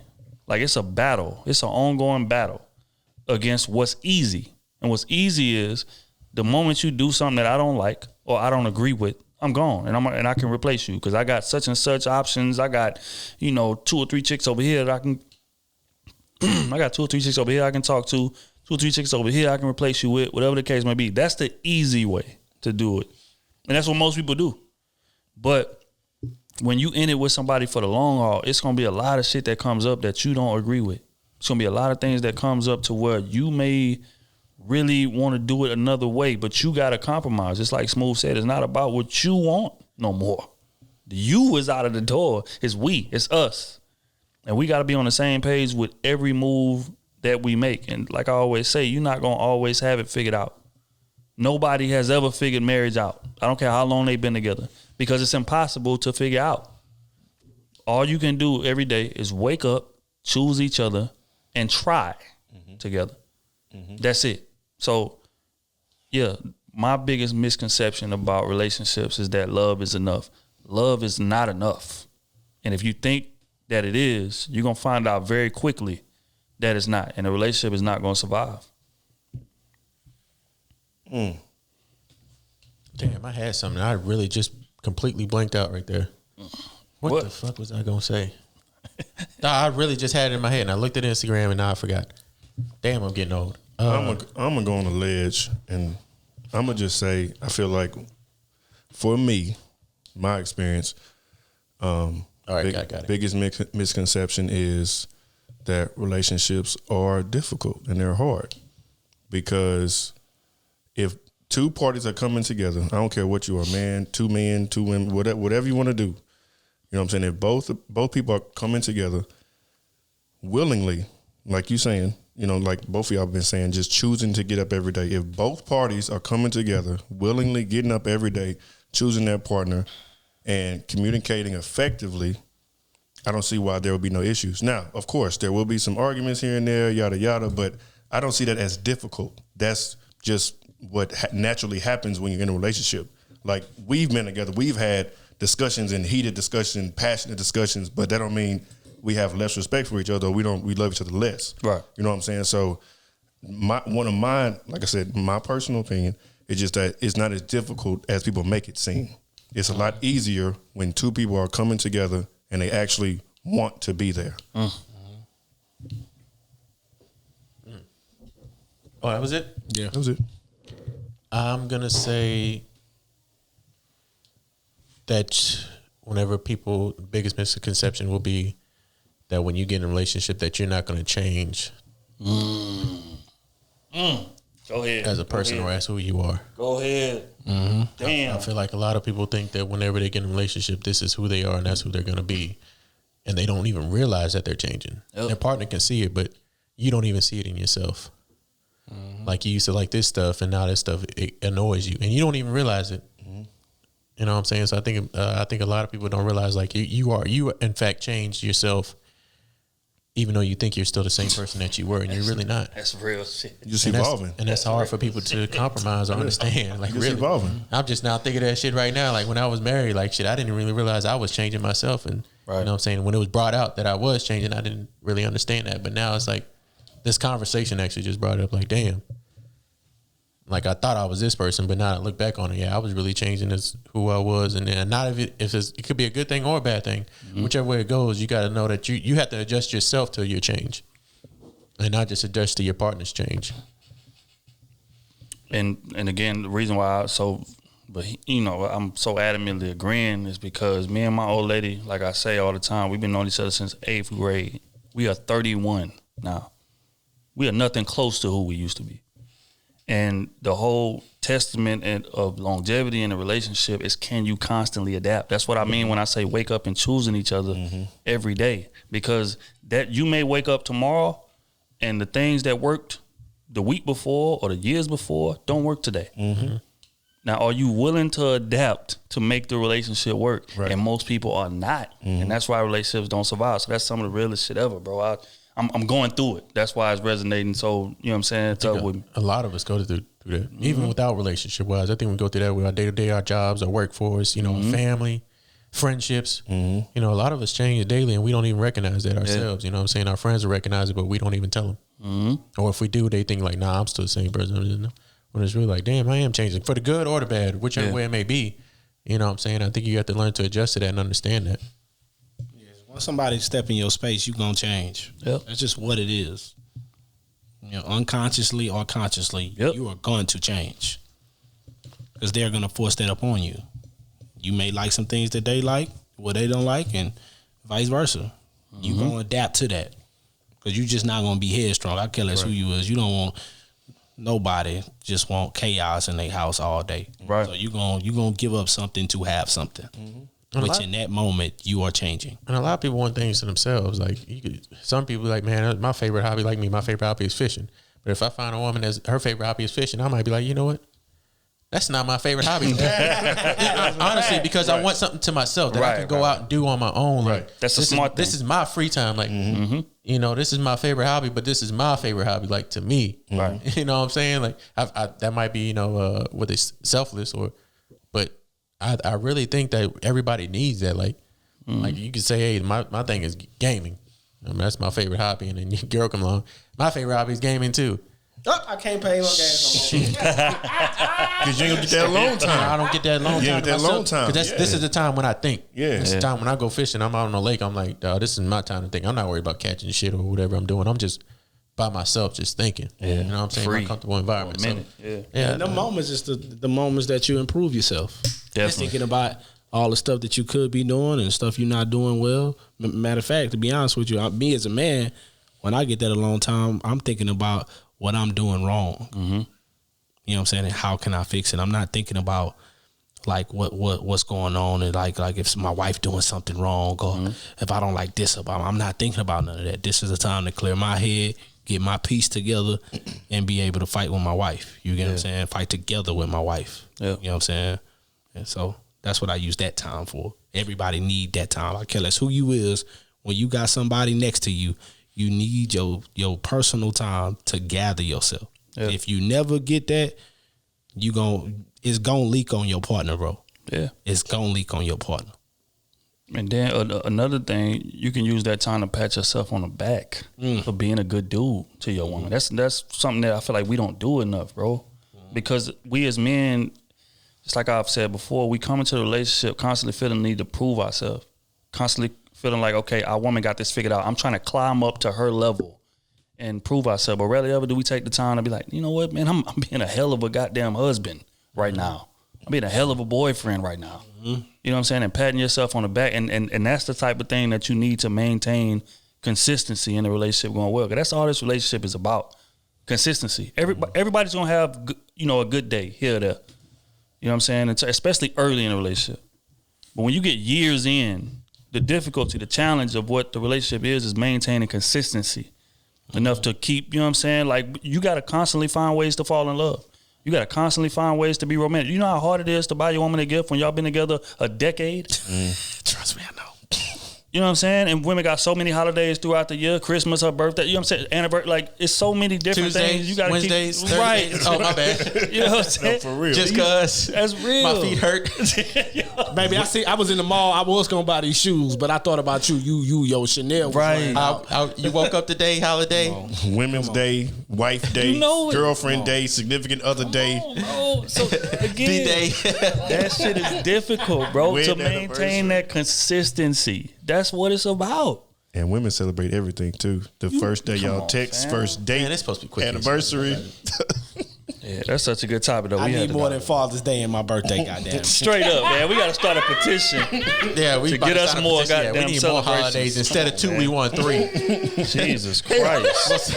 We'll settle for 2.5. I'll take it. You can't reach too high, because if you reach too high, you're going to go from 2 to 1.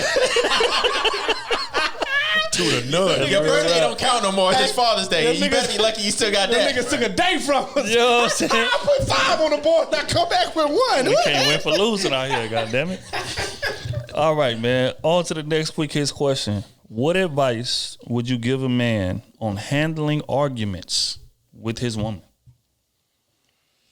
Ask me. Don't ask me. I don't know your woman. I don't know your woman. Open. Just be open, bro. When it's time to argue, bro, just say what's on your mind. Say it in your soft voice. Because if you go to 10, she gonna be tripping, bro. Don't go to 10. Women don't hear you when you at 7. Women don't hear you when you at 7. You go to 7. Women don't hear you when you at 7. If she at 7, you can go to 7. Is she trying to argue to fuck, or is she just trying to argue because you did something wrong? Do women do that? Definitely. They want to argue because they want to get beat down. If you, ain't been hitting it like you supposed to. They want you to be angry and beat it down. They like, hey, I done told you to hit it. They want the little strength on it. We too old for that. I done told you to beat it down last time, and you was acting all shy. Now I'm gonna get you mad. Now if you don't beat it down this time, I gotta call Pee Wee. Pee Wee.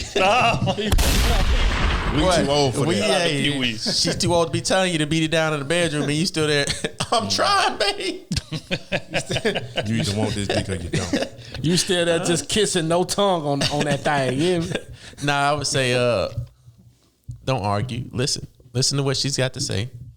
Take it in, and give her a good response to whatever it is, a appropriate response. See, men need to start having notepads. You know what I'm saying? Don't take her tone, because her tone's gonna be way worse than yours. Notepads. Go ahead, get it. Have recording devices. Straight up.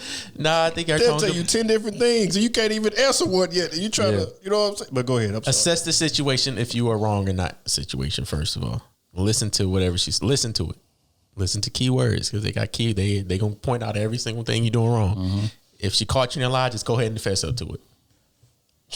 That's just real facts. Because she already got evidence whatever she caught you in a lie. So don't just keep on lying. Yeah. Make the argument longer. Fess up to it. If it's just something like, she's just angry, it's her time of the month, make sure it's not her time of the month. You know what I'm saying? Certain situations, certain levels of women, like when they want to argue. Have y'all been having sex lately? No. Oh, this might be a reason why. She's frustrated. Her hormones are off. Is it her time of the month? Hey, this is her time of the month. You know what I'm saying? Hey, babe, I know it's your time of the month. Hey, let's tone this down. I'll go get you some chocolate. Let's fix this somehow. You know what I'm saying? Right.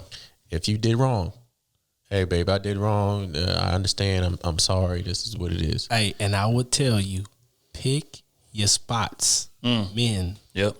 Pick your spots. Yep. Everything she complain about, it don't deserve you to get rah-rah on that shit. Right. You don't need that. You don't need the headache, bro. Sometimes all she need is, okay, babe, I'll handle it. I'm sorry. You may be right. You may be right. But sometimes the situation don't need that. She gonna double back when she see she wrong. She gonna double back and apologize or do something sweet, something that you like and shit. Take that as apologizing, bro. See, I ain't with that shit. Here we go. I'm not. Here we go. I'm not with that. And I hear you and I understand everything You say. already know. Yeah, you know. But I'm not with that. Right. I think that's stigma we need to get rid of. And it's wrong. It is wrong. Because it is wrong. if you know I'm right and you're trying to force yourself to be right, even though you're wrong, that is not good. That's not healthy. I understand. You know what I'm saying? I hear Matt. You know I know. Yeah, but the battle that come with it, that's the part. And that's what I don't care about. And that's might be why I'm still single. But I see some arguments are going to happen. I wouldn't say arguments, some confrontations like us. We get heated, you know, we don't even get, I would say heated, but we get passionate about what we're saying. And understand when it's passion and not arguing. You know what I'm saying? When it's or passion, not hate, or you know what I'm saying? Something that you, that's a real reason for retaliation for what's happening.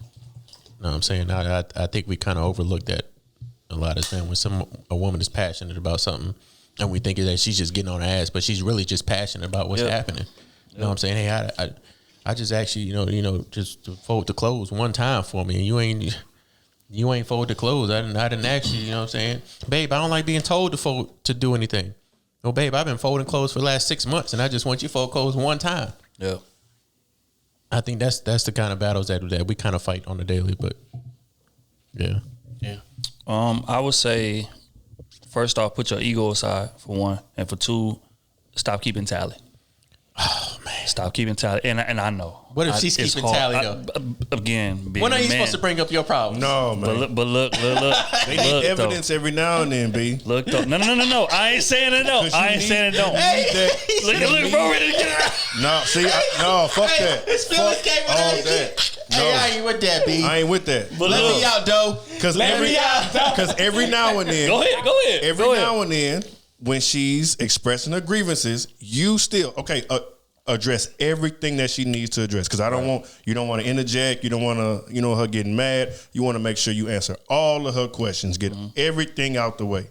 But you still have to bring up at least a couple times, dog. Like, hey, okay, cool. Let's talk about this, or let's talk about that. Because again, like we always say, we never, bring up stuff when we supposed to. Right. So I feel like while we're in this setting and we're discussing things, you getting things off your chest. I just got a couple things I want to get off my chest. So why you wait till now to bring it up? That's what I was. No, perfect. No, that's cool. I get what you're saying. That's why we need to address it earlier. But I'm still saying, just in general though, like.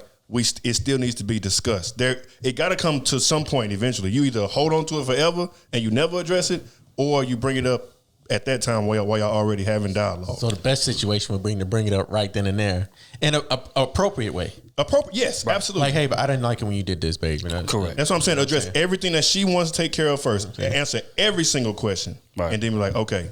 Cool. When we got all this, let's talk about that. I wouldn't approve of that second best. Why you wait till now to bring up this? I get it though. I get what I'm saying. Which is what I was about to say. Way earlier. Right. Which is what I meant by. That's what I meant by keeping tally. Because a lot of times what men do is we'll just let things go unaddressed. We won't say nothing on the spot, but keeping tally the whole time. We keep tally the whole time. And then when we get ready to explode, it's like, well, I did what? You know what? You bring that up. You did such and such on this day. This. And you on me about this? What? We got to stop doing that. Mm-hmm. When the situation, right, when the situation comes up, men got to stop being afraid of how she's going to take what we say. We got to trust the fact that, look, we are in a relationship. I'm the person that you love the most. So you should know that I'm not saying nothing in a malicious way or something to tear you down or to cut you or to hurt you. And if you are taking it that way, we don't belong in a relationship because you don't know my heart. Boom. We're just going to be honest. That's my gunshot noise. As it's real. So, again, we got to stop being afraid of how she's going to respond and get whatever's off our chest immediately. Like, immediately. Like, and we ain't got to say it in a condescending way. We ain't got to talk down to her when we saying it. Look, I don't like when you do this. Or when you do this, it makes me feel like this. Mm-hmm. And I feel like if we was to establish that type of, you know what I'm saying? Consistency. That type of consistency, we won't run into half of the problems that we do. So my advice on arguments with your girl, just like they've all said, be open. Listen to what she's saying, but get what you got to say out too. Right there. Because she going to do it for sure. Because she going to do it. You know what I'm saying? So since we putting stuff on the table, let's put it all on the table. Mm-hmm. And then after this, we can have a conversation. And I don't care what attitude she catch. Mm-hmm. I don't care what cold shoulder that follows that. The whole lack of sex. None of that. Say what you got to say. And that way she'll get used to you saying what you got to say. Mm-hmm. And she'll learn that, okay, she's going to have to take it in right there. Compared to you not saying nothing and just exploding on her and wonder why she's not, you know what I'm saying, taking it in the right way. Mm-hmm. So that would be my advice. Yes. But definitely be a good listener. I'll say that'd be number one. Yeah, definitely. Similar to what everybody else been saying. Definitely be a good listener, but also just be honest and get what you got to say off your chest. I think that's where the communication lacks a lot of times. Yep. You know what I'm saying? We'll be in an argument or whatever, and we just want to take it to the chin and keep it pushing. Yep. Instead of just, you know what I'm saying what we got too. So, but yeah, a couple people didn't told me, but they be joking, but I don't care. That's why I'm single, because I'm going to say what's on my mind too. And I'm not even trying to have an argument. I'm just simply stating what happened. But at the same time, we have to remember everything doesn't deserve the response. True. Right. True. But I'm not trying to argue it. I'm just telling, hey, this is boom, boom, boom. I'm not trying to argue. So when you say everything don't deserve a response, what do you mean by everything? Like, I need an example. You know what I'm saying? Like for the listeners. I see people, they be in relationships, right? Mm-hmm. And they may not like something that they partner do. Mm-hmm. You know, but they partner love what they, you know what I'm saying? Whatever it is that they like doing, they like doing that. And instead of adjusting and being like, hey, that's what make my partner happy, let me get cool with it. You get what I'm saying? They'll just meet it with, oh, no, I ain't with it, and argue about this same situation over and over. Right? But it'll be something on their end that they do, or something, whatever it is, that the other person don't like, but they don't say a word about it because it makes you happy. And we got to recognize those two things. Yep. Your space is your space. It's like a big ass circle right here for both of y'all. Then there's two more big circles that connect to this circle, but one circle is for her, one circle is for you. Or whatever the relationship is. And you got to understand the circle that don't meet in the middle with this other circle, that's y'all spots. Right. But y'all still together. So y'all still together. That's y'all. So what's an example of something that you don't agree with, but it makes her happy? That would be, because this is just a question. Mm-hmm. Say, hey, if you meet a person, she likes smoking weed all the time. Mm-hmm. We say all the time. I don't like smoking weed. Period. I'm just not with it. But it makes her happy. Mm-hmm. Okay. And she's been doing. I'm supposed to put up with it. My adjustment, if I didn't like my adjustment would be, don't smoke in the house, and don't smell like a pound when you're in here with me. That'll be my own. That's my only rules to it. If that make you happy, just respect that part of it. And if they don't make adjustments, they don't respect you. Because anybody that love you and you give them that, hey, just don't smoke in the crib and don't be in the house smelling like a pound. They gonna respect your space and be like, look, hey, especially when they friends, because if she's smoking, obviously, or vice versa, the man smoking, his friend smoking or whatever. Right. You get what I'm saying? When they come over, they gonna be outside, they gonna smoke. Right? When she come in the house or he come in the house, they gonna go take a bath. They gonna get them clothes off them because they know if I come in here and just sit down, it's gonna be something. You get what I'm saying? So to avoid that, you know what's on the table already. So it won't even bother me. You got a pound of weed in the crib. You know what I'm saying? That's what make you happy. As long as it ain't invading my personal space, I'm cool with that. So, okay, what if she's doing crack? Okay, come on. Okay, Kenny. Come on. Come on. Get out. There are deal breakers to everything. Yes, there are deal breakers. He jumped out the window. Get out of here. All right. He jumped out the window. Let me use another example. All right. Man, the next question, man. She's shooting in the arm. Say if Pee Wee show up. No.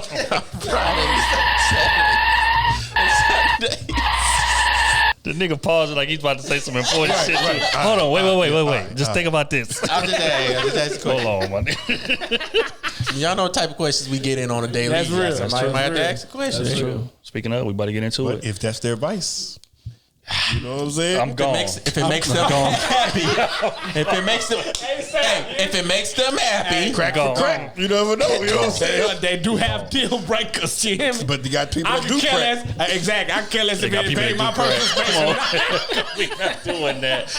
We're Am I not doing lying? that. Am I lying? If the drug works to your detriment, I can't do that to you, folks. I don't want that around Sniffing me. that powder. No, man. Get out of here. So if it's not drugs, what if it's dicks? Just what's a lot of Get out of here. Fam. Like I just said, they have a lot of deal breakers here. Find your deal breaker. Find your deal breaker that you comfortable with. That's it. And move forward. Okay, on that note, man, we're going to get into the advice column. Oh, my God. Okay, this is from Allison, Patreon member. Shout out. She says, hey, Krew, no anonymous shit. Question number 1. Y'all love getting multiple in. Question number 1. Yeah, they're getting kind of bold with that. We said one question. You know what I'm saying? What advice can y'all give me on moving away from family who I'm very close with for the first time? More context below. Context says, oh, she didn't send a paragraph.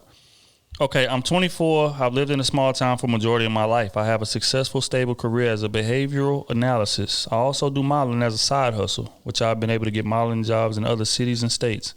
In my career, the company I work for is nationwide and will allow me to relocate. I've always been very close to my family and lived near them.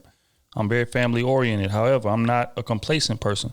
I'm always looking to do the next big thing. I know the things I want to accomplish in life is going to require me to move away from my hometown and ultimately move away from my family.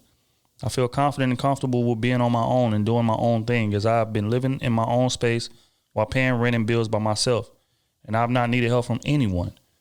I have a thought out plan as to what I want to achieve in life and where I see myself in the next 3 to 5 years. I've talked with my family and they understand I'm not always going to be around, but that has not stopped them from trying to convince me to stay nearby. I understand their concerns because I'm the youngest child of 2 and the only daughter. My parents are not fond of their baby girl moving away. Their speculations have made me feel distant because I want to live a lavish lifestyle. And if I want something, I'm going to go get it. I won't allow anyone to stand in my way of obtaining greatness. I want to reach my full potential and explore new things. It's just hard because for the past 24 years, all I've known is living close to my family. I would like y'all advice. So the question is, what advice can y'all give me on moving away from family who I'm very close with for the first time? Kenny, you should know this, right? This be your question, right? You got to do it. Oh, me? Well, my family, we always been, close family. It's just me, my mom, my dad, my sisters. That's it. But I came from a military family, so I know the lifestyle of my dad going away for, 8 months because he was in the Navy or whatnot. But I only experienced that, I think, once with him being gone. But me, me personally, I'm a lone wolf, so I'm comfortable with just being away from my family. I'm comfortable with myself. Yeah. I think that's the best thing about it. I'm comfortable with me going to the restaurant or going to a bar by myself or whatever it is, or going to the movie. Going to the movies by myself. I'm comfortable with that. And I understand that, whenever Boy, got the hotline. What time is it? Block. Let me turn this off. That boy got 2 appointments. Shit, I think it's damn. What was I even saying? You were saying like you go to movies by yourself, you're a loner. Oh well, yeah. Just understand that to progress in life, you can't rely on everybody else to be around you whenever you're progressing. Yep. To get to the prize, sometimes you have to go to the next step, and it might lead you on the path to go somewhere else. They're still gonna be by you. There just won't be a drive away or 15 minutes away. Might be a phone call or something, but you still got to do stuff on your own. They're not always going to be there. And I think people nowadays have to understand that, you know, your biggest step will be a bigger step on your own. Facts. And on top of that, you might be the pillar and you don't even know it. Yep. You don't even know it. You might be the pillar to your family to change your bloodline. Because the moment you do it and you really successful at it, your family going to ask a lot of questions to come out that town. I guarantee you. Mm-hmm. I guarantee you. So don't be afraid. Look at it like, hey, I am changing my lineage. They either going to be with it or they ain't. Facts. So. Oh, you should be able to speak on this very well, too. Yeah, I mean, for me, it was kind of not an easy adjustment, but I mean, I was always comfortable being uncomfortable. Like, that made me, like, want to learn more, want to do more, things like that, because I didn't know. So I wanted to do whatever I could to get me back comfortable. You know what I'm saying? So being in an uncomfortable environment or just a new environment, like, it was, you know what I'm saying? It was cool to me because it was like, okay, I don't know this, so I need to learn. Right. I got to adjust and things like that. So, I mean, it wasn't a problem for me, but I would say that it's good to just get out and be on your own because you learn a lot about yourself. Mm-hmm. Like, you all by yourself now. You know what I'm saying? Especially being for a woman, like, I can just imagine, like, you know what I'm saying? You got car trouble. It's like, damn, who can I call? Or, you know what I'm saying? You can't call daddy. You know what I'm saying? You can't, for the smallest issues, you can't call pops. You can't call moms. So it's just that you know what I'm saying, you got to adapt. It's like, okay, well, what's around me? Who do I know? Now we got social media and all these groups and stuff. So when you do move, you can find a group on Facebook or whatever and, you know, hang out with some other people, get to know some other people. Right. You know what I'm saying? So I think it's good. You know what I'm saying? Go ahead and dip out, do your thing, learn a lot about yourself. And I think that's going to really make you grow because you're going to be uncomfortable. You know what I'm saying? You're going to thrive. You're going to thrive. Just go ahead and take that leap. Mm-hmm. Yeah, I would agree. I think the thing that made it easy for me to just pack up and leave when I graduated high school was just looking around me growing up. And fact is that what you surround yourself with affects your ceiling. And what I mean by that is the people around you, like whatever they striving to, like that's what you are going to unconsciously strive towards. So if I'm in Port Arthur, right, just like we was in the surroundings that we was, typically the only way out from our mindset is either the refinery, playing sports, or selling drugs. It was those three things. And everybody that I grew up around was talking about one of those three things. And in my head, I'm like, I don't really want to do any of those three. Well, the sports thing, you know what I'm saying, of course everybody want to do. But the other things, I don't really want to do that. So in order for me to broaden my horizons, I knew that I had to leave. And that's just what it was, you know what I'm saying? So again, family and all that aside, I packed up everything and dipped. Left the whole situation. I didn't have no friends with me in college, none of that. I went out there dolo and got it on my own because I felt like, well, for one, my city equipped me with enough game to be able to thrive in whatever type of environment that they put me in, for one. You know what I'm saying? And for two, just like I said, your surroundings affect your ceiling. Mm-hmm. So I want to be around some people that has broader dreams or has wider dreams than what the people around me was talking about. Mm-hmm. And if I stay here, it's going to limit me. Mm-hmm. And you got to keep that in mind. So that would be my advice. Sometimes, like if you want something different, you got to do something that nobody around you has done to get it. Yeah. Exactly. So, you know, keep that in mind and don't have no kind of, you know what I'm saying, reservations or hesitation about that. It ain't nothing wrong with going trying it because you always got something to fall back on. You know what? If I go out here and try this, I can just go back home if it don't work out. Right. And don't be afraid, bro. Mm-hmm. You know what I'm saying? Like you coming from nothing. I know you got a good job and all that shit there, but your background, you coming from nothing, bro. Mm-hmm. You know what I'm saying? So what you afraid of? You young. You know what I'm saying? That's nothing. You young. You can afford to fail 4-5 times. Facts. Yep. Facts. You can afford that. So don't worry about the failures. That's your lessons. Mm-hmm. That's your lessons. That's gonna make your foundation stronger. You get what I'm saying? So when you jumping out here and you really all right, I want to take 3 steps forward at one time. Mm-hmm. You can afford to do things like that because you chasing something that nobody around you has ever chased. Right. So you're gonna have to do it different. You know what I'm saying? And you're going to have to be uncomfortable. Like Otis said, you're going to have to. That's just what you're going to be uncomfortable because you're going to be alone out here. Mm-hmm. No matter how many friends you make, when you go to work, they're not going to work with you. Facts. When you starting a business, they're not starting a business with you. That boy preaching. That's facts. So you got to understand, like every step I take, I'm trying to skip some levels because I'm to be honest with you, I'm in a way looking to almost fail in a way because I want to understand the pitfalls in it. You're gonna learn so much because when you start having kids and all these type of things, you're gonna want to show them an easier route, right? And when they do hit the pitfalls, you're gonna want to show them how to get it out it quickly. Right? So that's what you got to think about. That's what you got to think about. And if you ain't never been there, you can't tell them. Exactly. Exactly. Yeah. All right, on to the second part of her question. She says, what was a difficult life stage transition that each of y'all faced, and how did you get past it? I feel like I kind of answered mine in the last question. The only, I would just say my regret, what made it difficult, the only regret I would say, though, was I wish I would have moved further away. I moved to Houston, which is an hour and a half away, because I felt like I still wanted to be somewhat close to my fam. Right. I wanted to be able to, if something would have happened, I wanted to be able to rush back home, or vice versa. If something would have happened to me, I want them to be able to just rush and see me. But I wish I would have moved further away, because I feel like I definitely would have had some other opportunities. Just, you know what I'm saying, plant myself somewhere, just start from scratch. But I jumped, but I feel like I didn't jump far enough early. Yeah.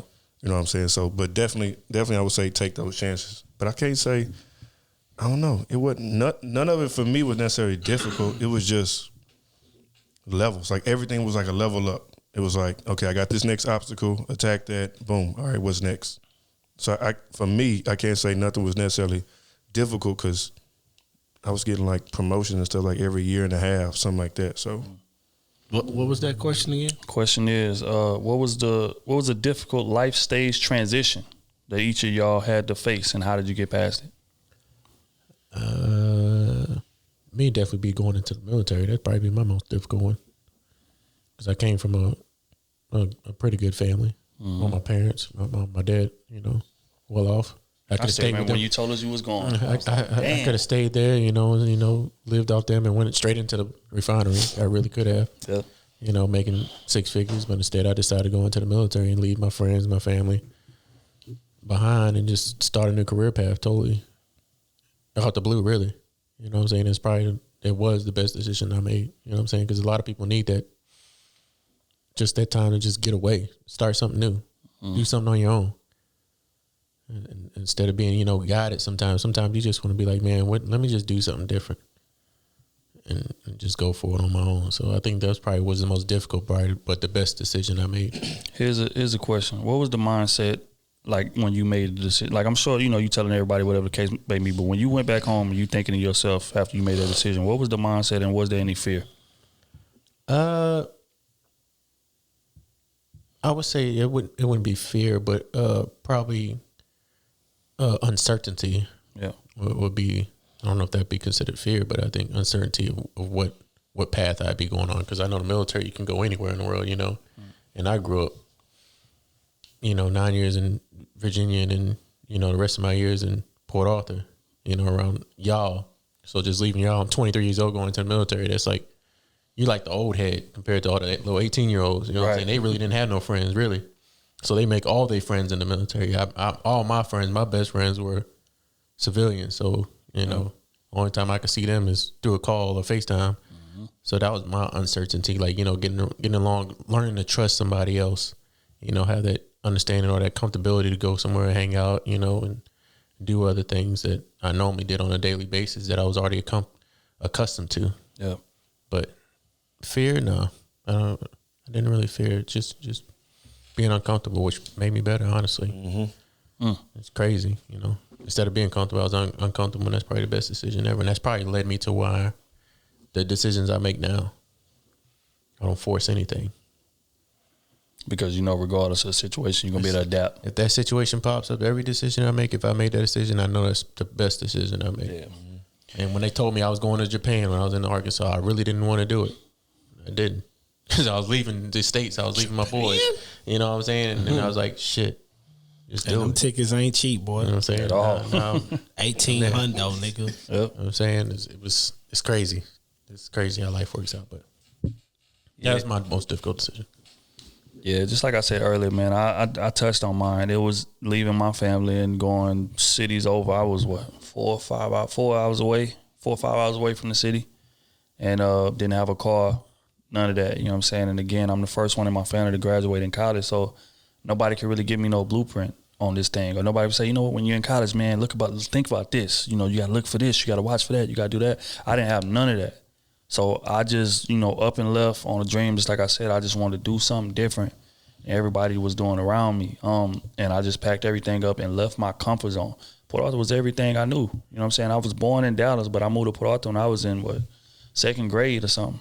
And finished out the rest of my, school career in Port Arthur. So all the game, all my friends, my family, everything, just uprooting and leaving. I could have went to Lamar. You know what I'm saying? My mom was trying to, people was trying to get me to go to Lamar and stuff like that. Mm-hmm. And I'm like, man, that's too close. I'm gonna be living at home. Yep. I'm gonna be in the same routine that I'm in, and I want something more. So I left. I dropped everything and I left. And got out there. I was a deer in headlights, bro. I didn't know what was going on. I didn't know nothing about no college.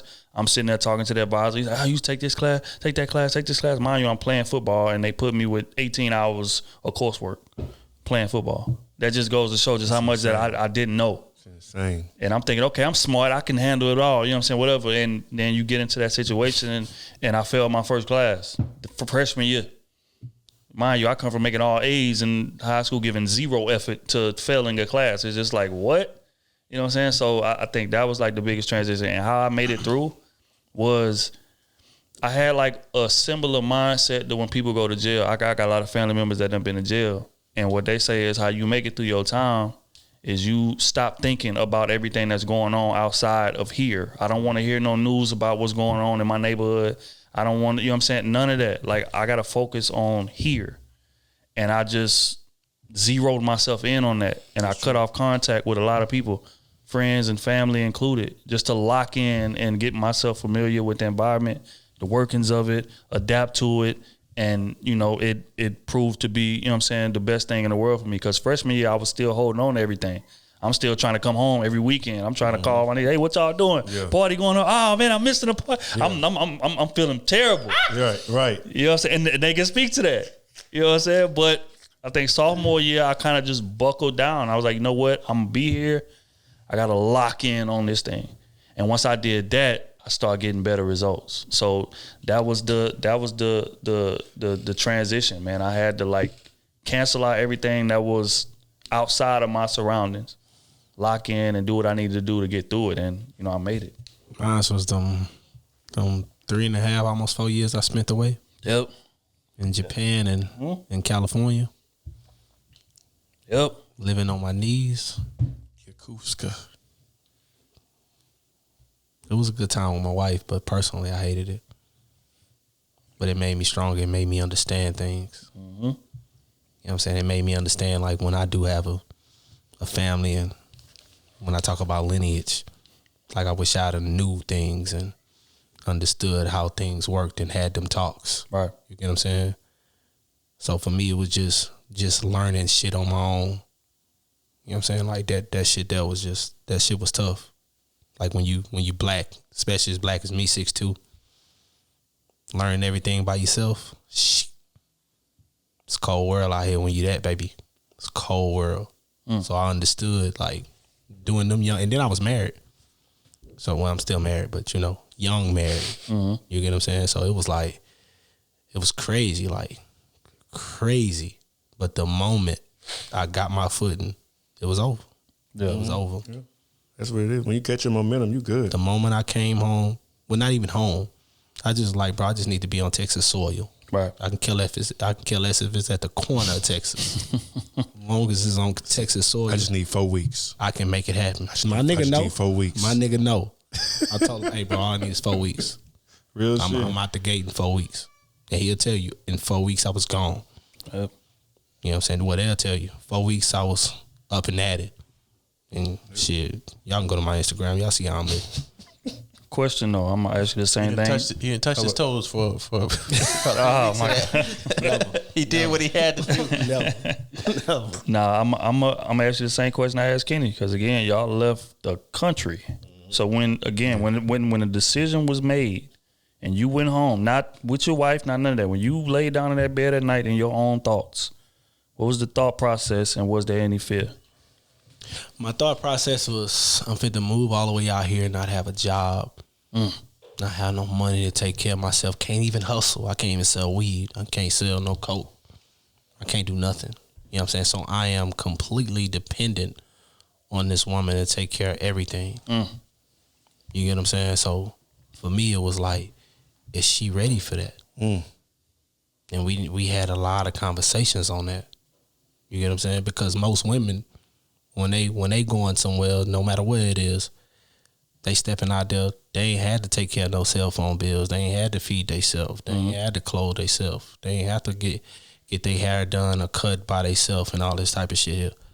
So when you stepping up to that type of environment and you doing it for yourself, just imagine you have to take care of a man too. Exactly. You want your man to come up there. You know what I'm saying? Like, that's a big responsibility that you think you ready for. It sound good. It sound good, but when you in it, just like you like shoes, I like shoes. Right. I like going out to eat, I like going out to eat. You know what I'm saying? So it was a lot. It was a lot on my wife. I can't even hate. It was a lot. You know what I'm saying? So that was on my mind like the whole time, like for a whole week before I even left, like damn, should I even do it? You know what I'm saying? I know I made commitments to my wife to be there for her and all this type of shit here. So I just manned up, like, all right, yeah, I'm committed to you. I understand the situation. I accept the situation before we even made it official. So I'm obligated to do this. Yeah. So I'm gonna stand up on my two and see it through. On everything. My first semester, they sent my mama that mail home, nigga, because I was still in Houston. Sent her that mail and said I was on academic probation. Yeah. And if I failed again, I was gonna flunk out. Yeah. She said, if you fail next semester, you packing up all your shit and coming home. I said, don't worry about that. I'm gonna figure this shit out. I'm gonna figure this shit out. Got tutoring and everything. You wasn't going. I'm not going back home, dog. I just couldn't. Yeah. I got the same. And I couldn't. And they sent another one that said, you gotta get out. That tells you how I handled that situation. Fuck that. Hey, man, shout out to Addison. Hell of a question. I feel that too, because the moment I said I'm off that porch, it was over with. Yeah. Okay, man, this is from Roman, Patreon member. God damn, Roman, you're stressing, huh? All right, yo, crew, this Roman. Sin City, no anonymous shit. I stand on everything I say. Bitch, I'm back and not doing better. Oh, damn. I want you bad as ever. Don't let me just let up. I want to. Come on, man. Baby, it's whatever. Come on. All right, man. He say, question: if the women my generation, class of 2016, damn, we getting old, aren't traditional women, which I'll argue none of them are, gunshot. But I got a pair of grown man nuts, and I'm traditional by default because women want a quote unquote daddy, alpha male, the dream guy to do our manly duties, basically upfront and forever. For us average young men with nothing now but a future ahead, how would y'all court women in my generation for something serious? Side story. I entertained 2 women I went to high school with that back in the day they didn't want me. Now I'm hot, they all on. Mike Jones. Mike Jones. And we had home economics together, or they had it, which can significantly increase any woman's wifey value. Do you agree? So I let them tell me what they would do for their husband. Woman A says she doesn't cook and won't let me teach her. Says she'd rather build her wealth and have a maid and personal chef for both of them. She's done. While living with her mom. Oh, she's done. Simply studying Forex. Woman B admitted she not the best cook, but like to attempt and get better. She's also somewhat clean, but her existence lives on social media and the whole way too friendly. I told both of them that they can never bring me peace because I go to work Monday through Friday, 12-hour shifts, and come to my condo, cook, clean, do whatever I want for my life to better it. At the same time, I'm happy alone. They both basically said I'm supposed to continue these tasks, work, provide, great sex, my wife will love me forever.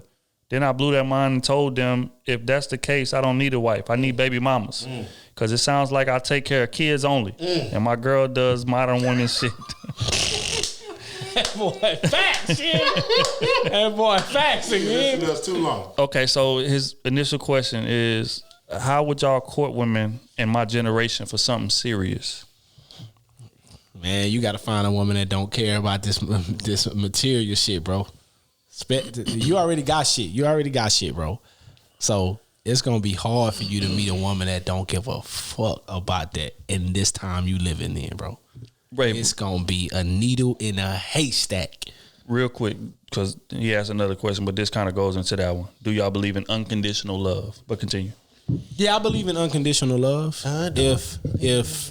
If y'all don't have, like, if a person don't have value in material things, like they don't care about, like y'all, I understand you like nice stuff. Like the nice stuff is cool, but that's not what makes them. That's not what certifies them as a person.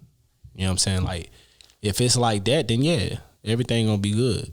But the women that you got right now, it look like they want the life without putting in no work, without being a wife. They want to be a wife without being a wife, right? So, nah, bro, nah. But it's gonna be hard for you, dog. I'm sorry, man. I'm sorry. Look, you might need a few, baby. Well, you might need to make a contract with somebody like my boy Kanyes. Say, hey, look, we're gonna go to court. We're gonna get in this situation. You know what I'm saying? You might just need your baby mama, man. It might work. It might be the new norm. I think court might be easier for you now. Like you can court on your own time. I think you find a woman that wants to court you when you don't want to court them. Talk that shit. If you got to be the one always initiate the dates, say, hey, let's go here, let's go there. You know what I'm saying? Hey, let's do this. Let's take you here. I'm gonna take you there. That's probably not the woman for you. True. You need the woman that's gonna say, hey, let's go here. I'm paying. Let's go do this. I'm gonna court you. I'm gonna give you that same energy that you giving me. I'm not looking at what you got. I don't care about all that. I'm saying let's spend some time together. You spending your time when you got your days off. Let's go. You invite me here. Cool. When I got my time off, I'm inviting you to come here, and it's on me. It's on my tab. I'm gonna court you. I'm giving you treating you like a bad bitch, like B say. It's like you treat me like one. I think that's it. You in the easy stage of courting. You can do what you want. You got what you need. I don't know about this Forex girl. That seems like a lot of tap in conversations. Wow. You need to Forex that ass. Let me tap in on that ass. Wow. Only thing I'm trying to tap is that big purr. That nigga say, yeah, I'm Forexing that ass. Seems like a lot of tap in conversations. Kenny, do you believe in unconditional love? I don't believe in love. Damn. I don't believe in love. Can't take it no more. Can't take it no more.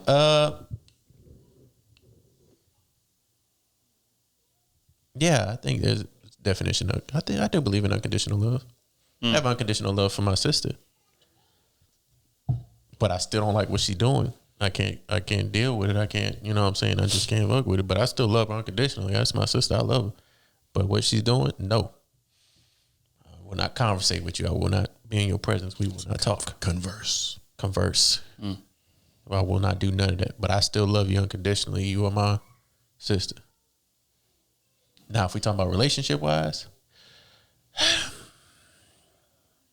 I got love for you. We break up, but that's it. I ain't taking no bullet for you. I'm sorry. You better ask your other man to do that. That ain't me. Oh. If that's the definition of unconditional love, I really don't know. Y'all already know my answer to that question. How are you navigating through dating right now? Courting right now? How would you navigate that? Shit, you just gotta. I mean, everything is like a game of cards. You know what I'm saying? Like poker. You gotta take a chance. That's what it is. And you don't know what you like or who gonna be for you if you don't go out there and take a chance. And whether that's like Kenny say, them shooting at you, you shooting at them. I mean, you just gotta get a feel for it at the end of the day. Like, because there's gonna be some women who cut for you just as hard as you cut for them, but you would never know if you don't try or let them, allow them to come to you. You know what I'm saying? So it just takes patience. It takes really vetting them. It takes asking the right questions. You being yourself, I think that's super key. You just being yourself and allowing that woman to accept you for who you are. And you have to accept her for who she is. You know what I'm saying? And after that, it kind of makes things a lot easier. Now it's whether do I want to be with this person or is this person just kind of cool, just be around. But you won't know that unless you know what I'm saying, date around and ask them tough questions. But as far as unconditional, yeah, I definitely believe in unconditional love. And I mean, like everything else too, it's a choice. It's a choice whether you want that person to be, in the rest, with you for the rest of your life, or whether you really just want to give them your all, thinking about them all the time, really want to help them, do better or whatever it is. Like, it's a choice. So yeah, I believe in it. Everybody don't deserve it. You can't just come out like that, but yeah, I believe in it. My advice on relationships in this era, or courting in this era, will be learning yourself first. I think a lot of people don't really take the time to do that. They let the people that they dating kind of dictate that for them. But when you know yourself, you avoid a lot of the mistakes that people make, and that's wasting their energy on people that that deserve less than them.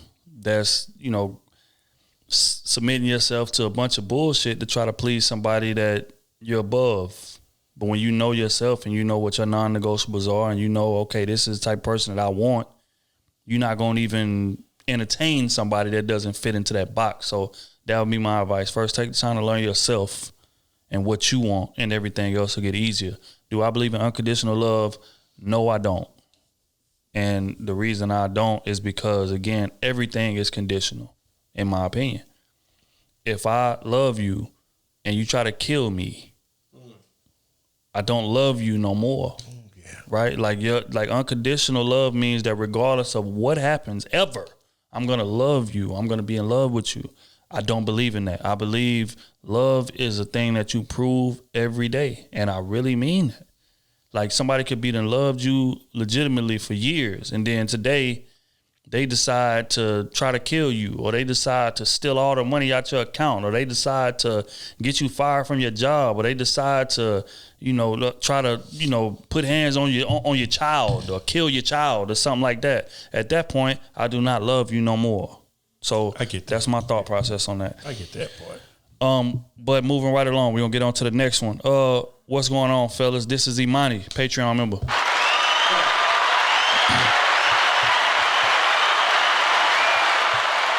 I just wanted your opinion on the fraudulence happening in the household. In your last episode, y'all spoke about old dude who got punched in the mouth and lost his tooth by a woman he just married a few months before, meaning the true colors of his woman were not shown until after the marriage. I am 28 years old and I want no problems, in all caps. What are some tips y'all would recommend for men or women like myself trying to avoid the bamboozlement of marriage? I don't think you can. I'm not even married. Can you? Because you don't really know until you get in certain situations. You could be married 3, 4, 5 years, but it could be a certain situation that come up, and then your woman act completely different than what you expect. Man. Or your man. Yeah, or your man. Yeah, marriage is not a definite. So, marriage is not something that you say. A lot of people say, when I get married, I'm never getting divorced. No, that's not how marriage and works. In 6 months, they divorce. You know what I'm saying? That's not how marriage works. You just got to understand, you're going into this with all high hopes and understanding that, hey, at this point in time, this decision, this is what I feel like is the right decision for me and you, or both are feel like the right decision. And sometimes things happen in life that y'all just go separate ways. Right. Right. And you get a divorce. I mean, a lot of people put a negative connotation on it real bad, but I mean, sometimes it's just better for both parties that way instead of staying together for 45 years and going through whatever it is. And y'all just lived a miserable life. Right. For 45 years instead of doing what you wanted to do. Or y'all just need to reset. Yeah, y'all may get married again down the line. Yeah, a lot of people. I got a coworker that did that. Had a divorce and shit. Down the line, and got back remarried. Said, hey, we got a good reset. We back at it. Right. So,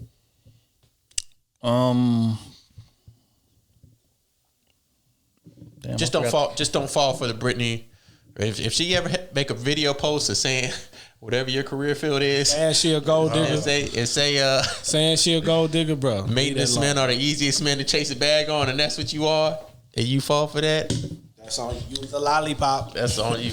Yeah, I'm gonna say how you avoid the bamboozlement of marriage is you take the vetting process a little more seriously. Yep. I feel like people don't take the vetting process seriously. Like, somebody that you date, somebody that may be good for dating, may not be good for marriage. And that's just the shit that motherfuckers don't want to accept. Yeah. Just like we spoke on earlier, it takes more than love. How good are you with business? How good are you with managing our finances? How aware of you are about our legacy? Different things like that. Somebody you just dating or you just having sex with, going on dates, they may not have that capability, so I'm not going to marry you. Exactly. But a lot of times people just, hey, you know what? We done been together a long time. I love you. Sex is good. You do this, you do that. Let's get married. Marriage is about way more than that. Way more than that. You got to think more long term. And what I mean by thinking long term, that means vetting that person thoroughly. Me and my wife got married on our 9th anniversary of being together. So our marriage was a formality. And with most people, their marriage is, okay, this is this signifies the next step in our relationship. Nope. Now we're going to take this thing to a new level. No, my marriage was a formality. I knew exactly who she was when I got married to her. So any reservations or hesitations that I might have had was gone by the time I walked by that aisle. I knew what I'm signing up for. Can you deal with it or not? Now, of course, people change. True. But I think the non-negotiable list, you should know well in advance, okay, this is what I'm getting into, non-negotiable wise. Now, of course, people are going to have different variations of it, whatever the case may be. But I have a great idea of who this is, and most people don't. And that's where they go wrong. So that would be my advice in that. Exactly. Or they overlook they list. Facts. Don't ever do that to yourself. Facts. Okay. Next one. What's up, Krew? Got a question for the pod. Don't care about that anonymous shit. C. Rich, Patreon member. Cracking. I love that anonymous shit.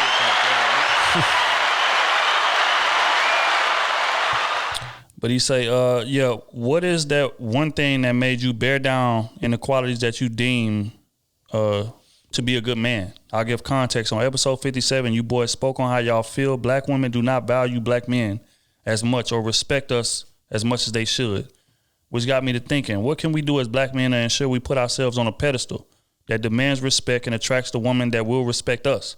What qualities and understandings of our own value and things of that nature will lead us to getting into what we deserve?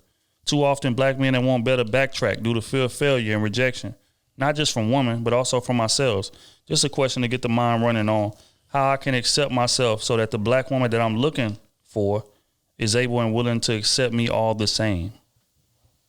Damn, good question. Mm-hmm. Well, I would say just being emotionally available to yourself and her. Most like we always say, like, speak your mind on what you got to say. Don't hold nothing in. Don't shy away from, expressing your feelings or what you got going on, whether you think it's a feminine trait or what you about to say to her or not. You need to go ahead and open up about that. I think a lot of women don't respect us because we don't respect ourselves and what we go through emotionally or mentally or physically.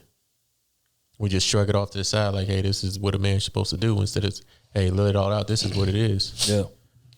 I think that's the first step in gaining respect. If you don't respect yourself, how can somebody else respect you? Yep. If you allow somebody to talk to you anyway, even though you don't like it, how can you expect somebody to respect you when you allow them to do that? You need to set the tone right then and there. If you don't like her arguing with you, hey, you ain't about to raise your tone with me. Yeah. We about to speak like some adults here. You're a grown ass adult. I'm a grown ass adult. We gonna speak like we understand each other. We respect each other.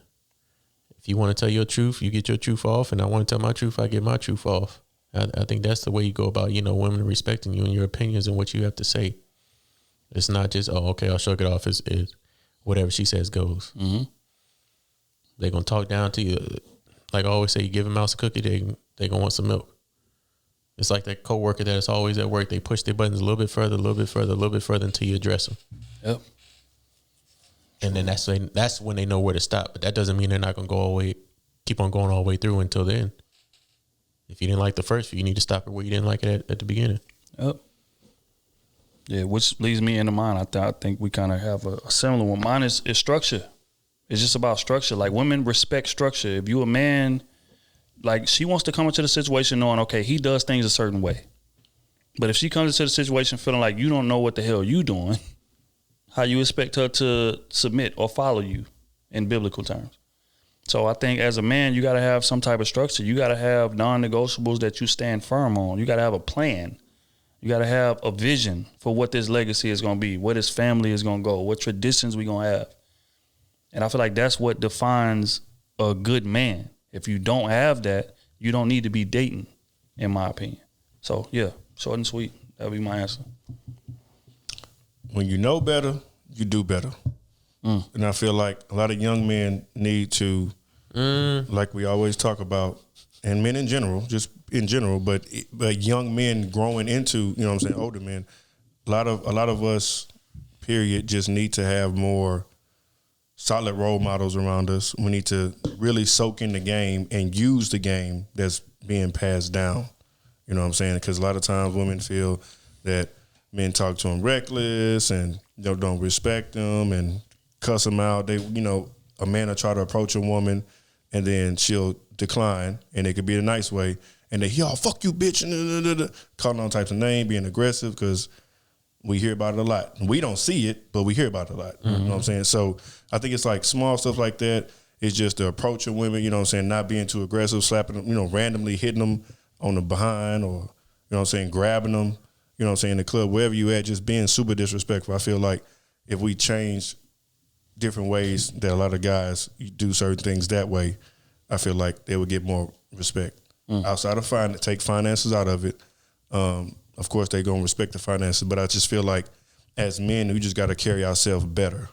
And like Kenny, like both of y'all was saying, really just keeping that standard. Like, this is what I accept. This is what I don't accept. Period. And stop bending, because they'll see like, okay, this is a leader, or this is what, roughly what I should be towards, not a guy that just accepts anything, or, you know what I'm saying, I'm doing whatever I want to do. Stepping all on you. Right. So yeah, just picking up your pants, being a man, being that masculine figure, and just being solid, just being super solid, stand on your word, and not lying. That's another one. Just be all the way honest with her. You know what I'm saying? And again, there's a way you can be honest and still be respectful. Just speak your mind, say what you got to say, and I think, you know what I'm saying, it'll be good.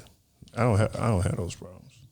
I would say I'm happy with all they answers. And on top of that, every woman ain't worthy. You got to understand that. That's every fact. woman ain't worthy. Yeah. Right. And the moment you put that in your mind, it's going to open your mind up to what you really, really want to see in your woman. The moment you say, all right, I'm cool with every woman ain't worthy. I'm just taking her for she just pretty. Yeah. You get what I'm saying? Yep. Or I'm just taking her for she is just a good time.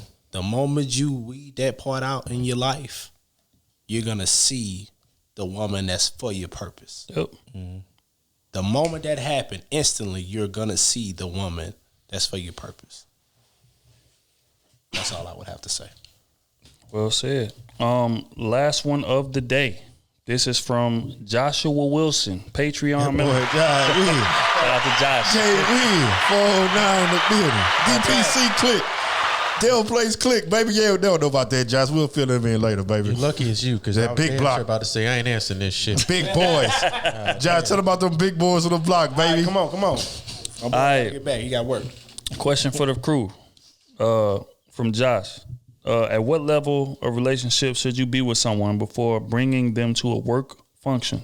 For context, I have a successful career that has major potential for growth. I feel pressure from both sides because I don't want to bring just anyone to a function that could embarrass me. But I feel company leaders frown on someone who is 30 and single. What y'all boys think? Fuck them. Simple answer for you. Fuck them. I would say you can bring a date. You ain't got to bring a date. Other. Shoot, have I been the one I've been out on 3 or 4 dates with that I know can act civil in public and have a good time. But that's the one I would choose. If not that one, if she ain't free, I'm single, right? And I'm out here. Hey, I'm doing my thing. To me, it looks like, hey, you got free time now. Yeah. You got free time to work on. You ain't got no family to worry about. Hey, you about to go do this and that. But I mean, I can look the other way. I mean, but I don't think it would look bad though. Like, would it look bad if you go to a work function and you introduce somebody as your date instead of your girlfriend? Like, I'm thinking that's kind of how he look. Like, I'm not serious with this person. I'm just kind of bringing this person as like a placeholder. This is my date. I get it. No, I get it. This is my date, Beyonce. Beyonce meet. Make sure you have a bad one with you, Josh. Knowing Josh, he ain't gonna have no bad one with him. So we gonna go. Don't do my dog like that. My boy. We seen him. We seen him out. Whose scope we was using? Yours? No. It was at Willie G's. You forgot? That was for my birthday, matter of fact, I think.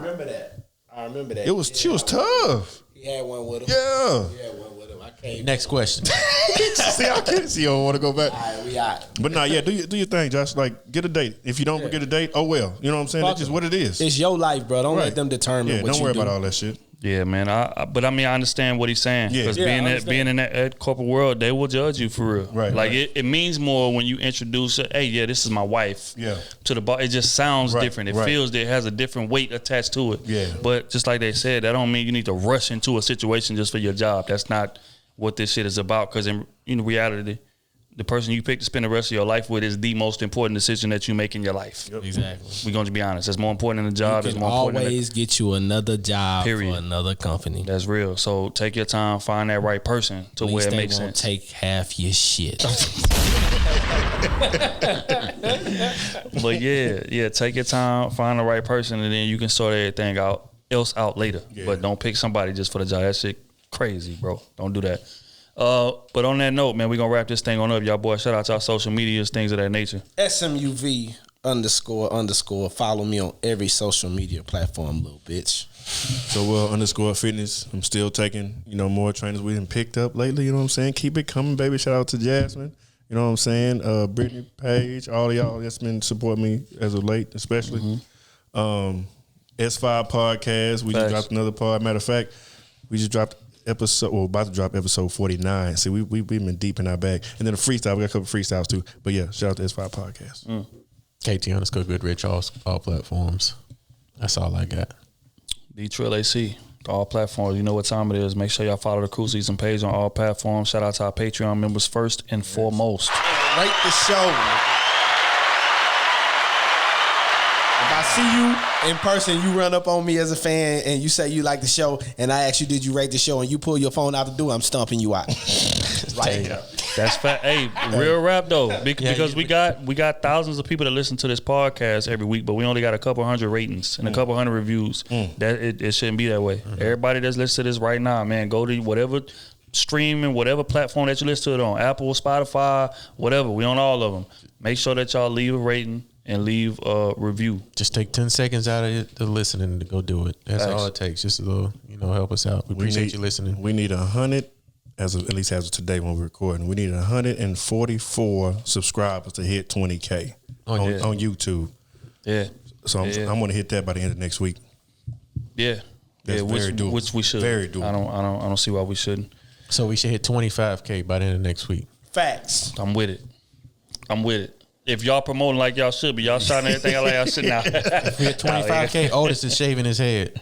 Oh my God. Now I do the wax that you said earlier. The Brazilian. Oh, you do the Brazilian wax to 25K subscribers? Wow. You're going to be doing it anyway. Because I'm making sure we produce 100 of yours. Why am I ain't selling now? Hell no. But yeah, man, again, man, we appreciate everybody for supporting us. Make sure, again, the shorts will be in a few weeks. These T-shirts that you see wearing, make sure I see it. Yeah, the Krew Season tee that you see wearing is available on the website right now. They're available for purchase. They are in stock.